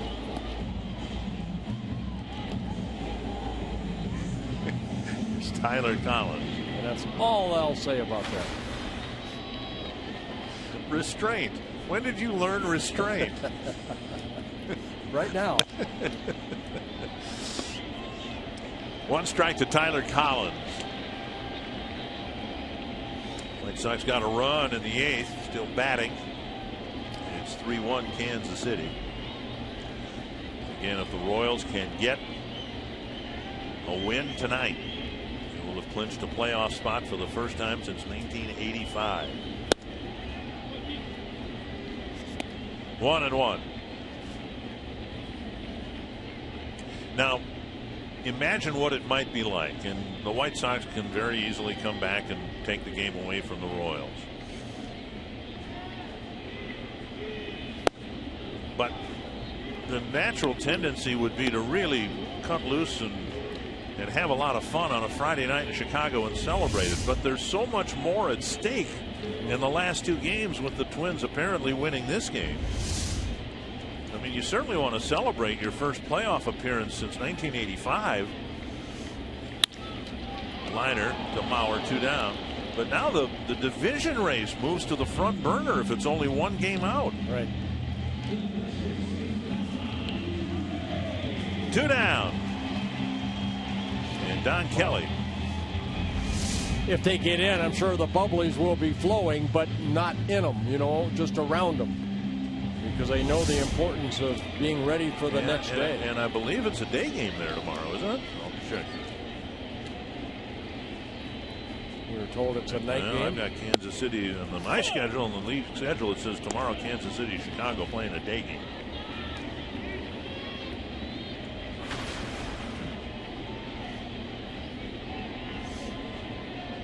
Don Kelly getting an at bat here.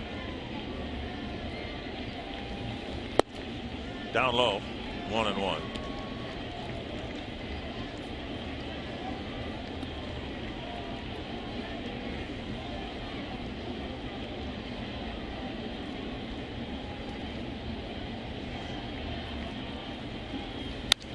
Rolled to the right side. Mauer has it. Thompson to the bag, and the Twins have thumped the Tigers here tonight, 11-4.